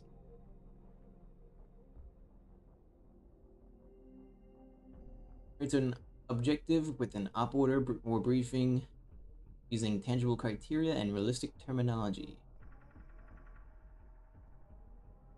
Oh my god. Well, it's fucking annoying. Well, because it's close to a city, it may actually generate an image, so let's see.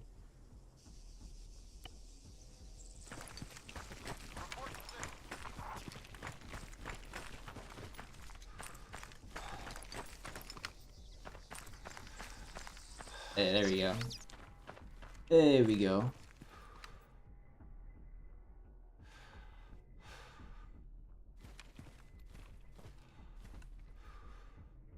I could figure out where it decided to pick a fucking objective. I hate that it's putting these damn objects off the damn table. I gotta figure out why it's doing that.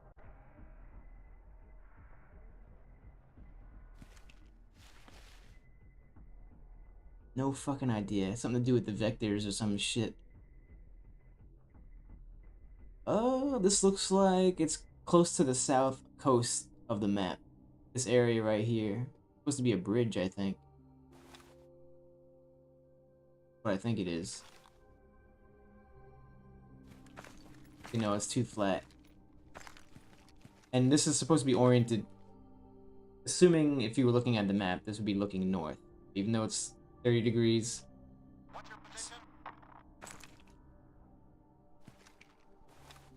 Would be north.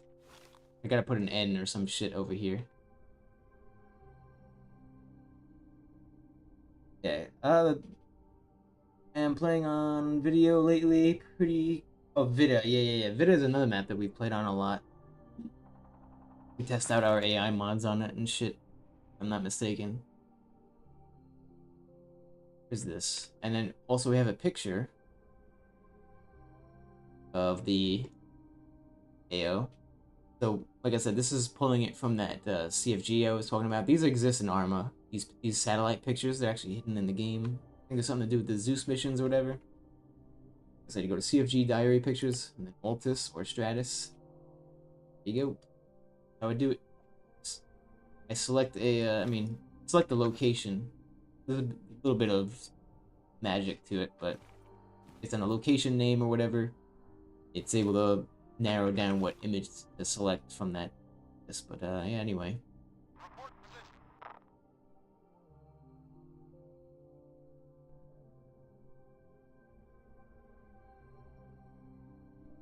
And these are all, you can see these are all the different squads. So this is the sniper team. Sniper. Uh, Scout team.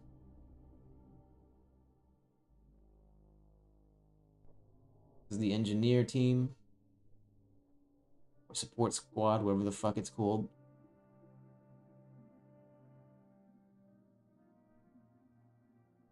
Weapon squad, and then squad 1, 2, and 3.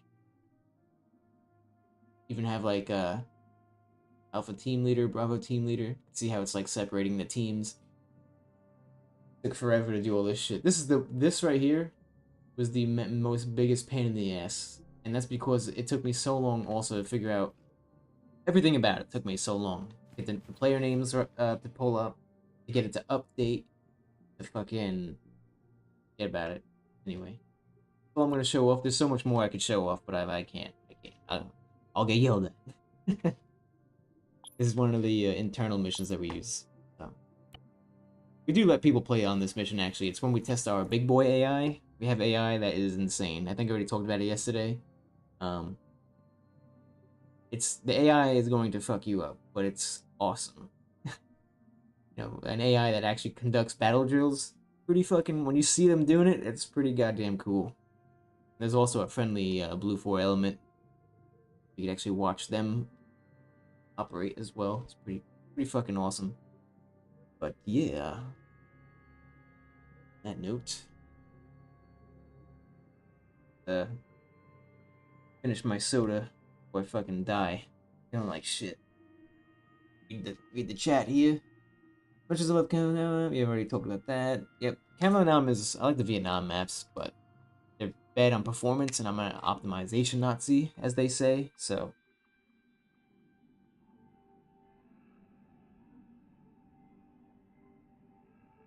Delete the object once you're off the board. It's not just a object. That's like hundreds, if not thousands of fucking, I think it's hundreds of objects. I've narrowed it down.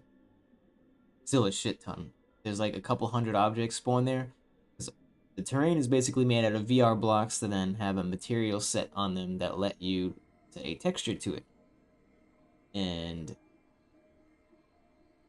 yeah, it just sets the terrain texture using surface type command, I think it is. Surface type gives you the texture of whatever position it pulls, you pull.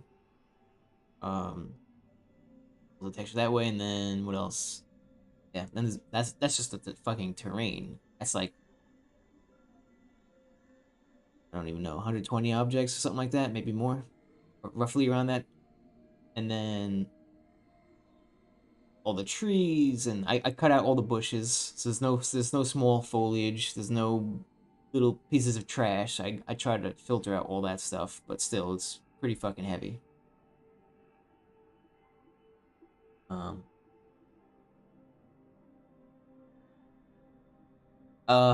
Yeah. You do not want to do that. Yeah, that will always crash your game. There is code actually that we use on our Vietnam server. So I have a Vietnam insurgency. This was actually given to me by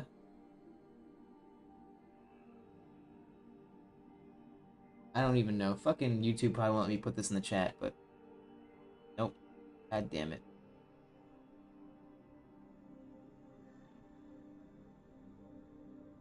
Trim it down.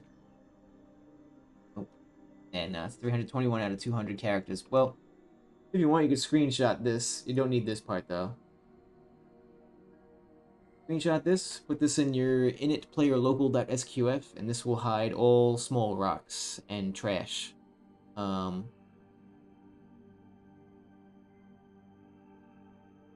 At the base, everything within 5,000 meters of the base, if I'm not mistaken. We'll hide everything. It basically forces the game into a loading screen. That's what this does. Code runs like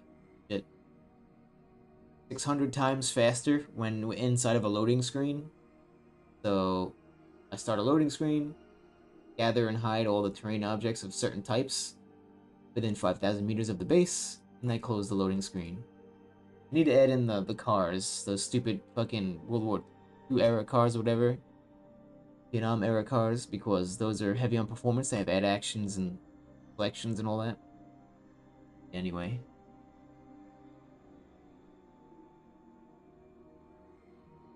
Pre-scripted mission with a storyline, and trying to put story in writing on the briefing section is a pain. Yes, yeah. That's tough. Definitely a pain in the ass. It's definitely a way to do it. I remember back in Arma 2, we had it was one of the more serious groups where we had like a briefing room and there's like a big PowerPoint. The guy literally had a fucking PowerPoint in Arma 3. It was literally death by PowerPoint in Arma. I couldn't fucking believe it. Everyone's sitting in the chairs, watching you're supposed to be taking notes during this fucking PowerPoint briefing in a goddamn video game. It was ridiculous. I was, what do you call it? I got a kick out of it because it's fucking ridiculous. It's realistic, but it's like, Jesus Christ. Like, are we serious? That's probably the type of realism we're not gonna do. But who knows? Maybe we will do it just because we can. Who knows?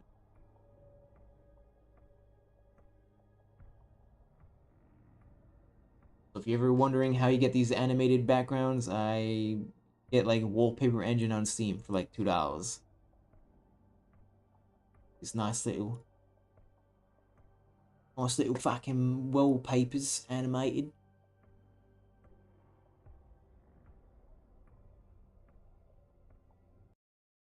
Not the music.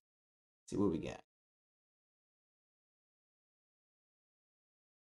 City, you know. But yeah. Um.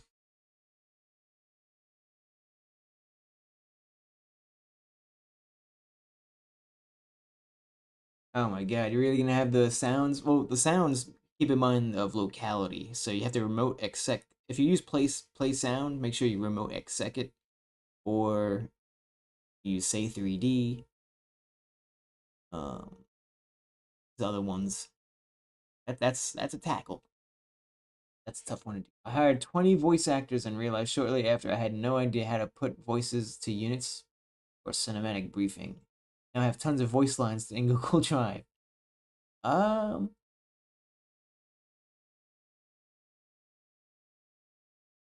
I have never done that, to be honest. I've never synchronized or did the lip sync thing because yeah, I don't know enough about it, so I can't comment on it. Supposedly, you have to create like a file for like the lip sync to be correct. But if you don't care about the lip sync being correct, you could just do set lip random and set lip false or whatever the fuck it is. Tell you right now.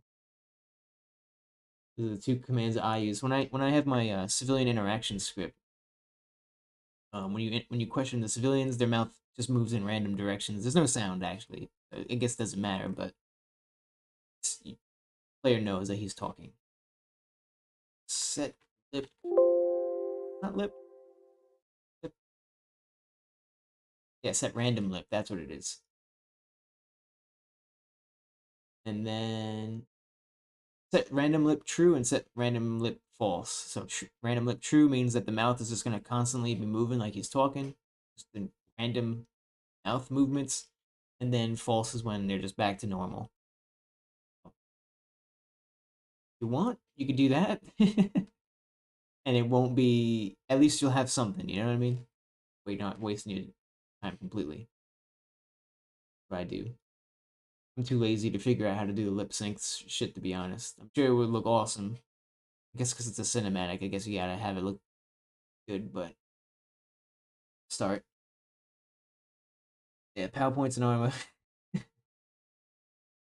The amount of anime cities in Wallpaper Engine is surreal. Yeah, I don't. Their anime shit is the gayest shit ever. I hate anime personally. No offense.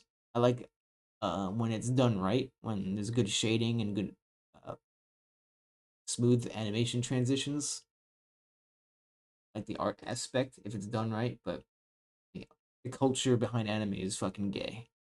I don't know how it's popular. Any like I don't know how girls find it interesting. It makes no sense. Text to speech program and distort the sound with WavePad. Ah, that's not a bad idea. I have Audacity, but I haven't really used it that much.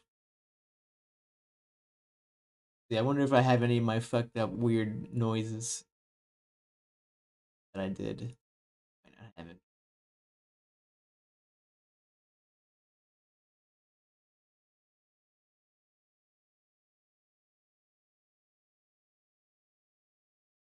I was just making random voice files and modifying the.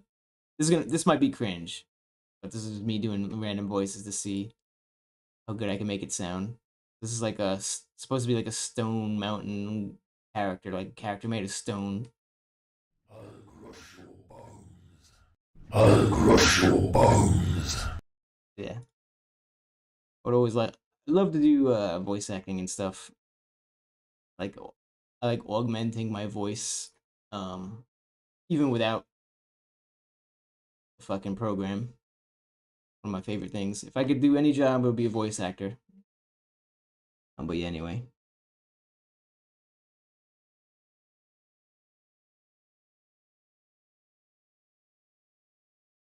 Let's go back. I just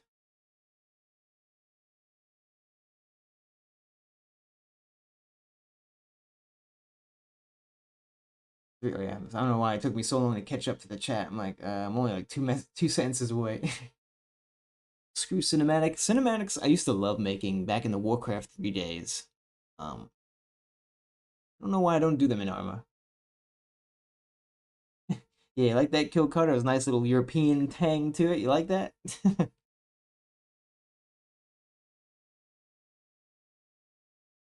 um, at this point, after 3+ years of Zeusing, my briefings are more of here's the thing, go do it. Yeah, and there's no problem with that either. Like the only reason why I'm making this op order is because we have a we're trying to actually make very realistic missions and just very realistic game modes. Not in the sense where it's gay, like hey, fucking go to the mayor's cell and fill out the paperwork and or whatever. Not the mayor's cell. What's the other one? Mayor's cell is where you get shit. Uh, uh B-Doc. Players will just skip the intro and spend days to make exactly. That's also why I don't fucking waste my time making a cinematic.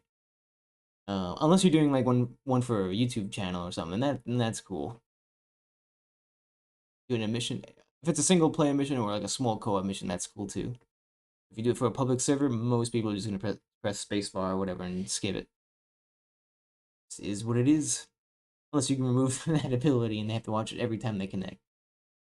And fuck them. Yeah. Anyway, it's 3:30 in the morning, Central. I am fucking feeling like shit. I got an exam tomorrow. I thought I had to take it earlier this week, but apparently I think I have an exam tomorrow. I don't even know what the hell's going on. My boss just like, yeah, you got an exam to take, and if you don't pass, you get fired. All right, cool. At point, you've spent months on scripts. What if people just don't give a shit? That's the thing too. I was just about to close and get out of here, but let me answer that first. I don't give a shit. Is the only way you can move on, really. That's the thing. I like when people enjoy my stuff, but I don't give a fuck at all if people don't like it. People tell me this mission sucks. I just tell them to go fuck themselves. And we're in the day and age. Not the, I mean, I'm about to go on a tangent here, but bear with me. We're in a day and age where, not like back in the '90s, when oh wow, this radio channel sucks. Let me just hit a button and oh, I'm on another channel. Great. Nowadays, people don't hit that button and go to the next channel. Now they sit on their own, that own channel, one channel. They just make themselves upset, and then they write a letter, they complain, they tell everybody how much this radio station sucks. I don't like the music they play. Then why are you listening to it? You stupid fuck. Same thing with my missions. Why are you playing this? It says realistic mission or whatever the fuck, or script. Are you a scripter? No. Do you make missions? No. Then what are you doing downloading it? Stupid fuck. And then you have the audacity to talk shit. Go fuck yourself. I don't care. It doesn't affect me. It doesn't affect me at all. So when people go, I don't like what you make, it's not geared for those people. You know what I mean? My audience is just uh whoever likes my stuff, and if they don't like it, that's not my audience. I don't give a fuck. Like what are you gonna do? um, yeah, yeah. I'm about to get out of here. I'm fucking shot. I'm feeling nauseous as hell. Thank you for the good luck wishes, good sir. I'll cruise through it. It's for the New York license for insurance stuff, so it's supposedly one of the harder ones, but the practice exam is pretty easy. But anyway, I'm gonna keep going off on tangents. I'm tired. It's past 3 a.m. I'm usually asleep at this time, so I appreciate you guys sticking around. It kept me, you guys making me talk, uh, helped me not focus on how much like puking right now. So yeah, thank you all, and guess I'll see you guys the next time. I'll be streaming again on Monday, most likely around 12 a.m. Central again, around that time. That's what I try to aim for. Maybe earlier, either at 12 a.m. or earlier. It could be like an hour or two earlier than that, but 12 a.m. is the goal. So catch me there again. If not, then I'll see you whenever. On that note, thanks all, and take care. Rock out.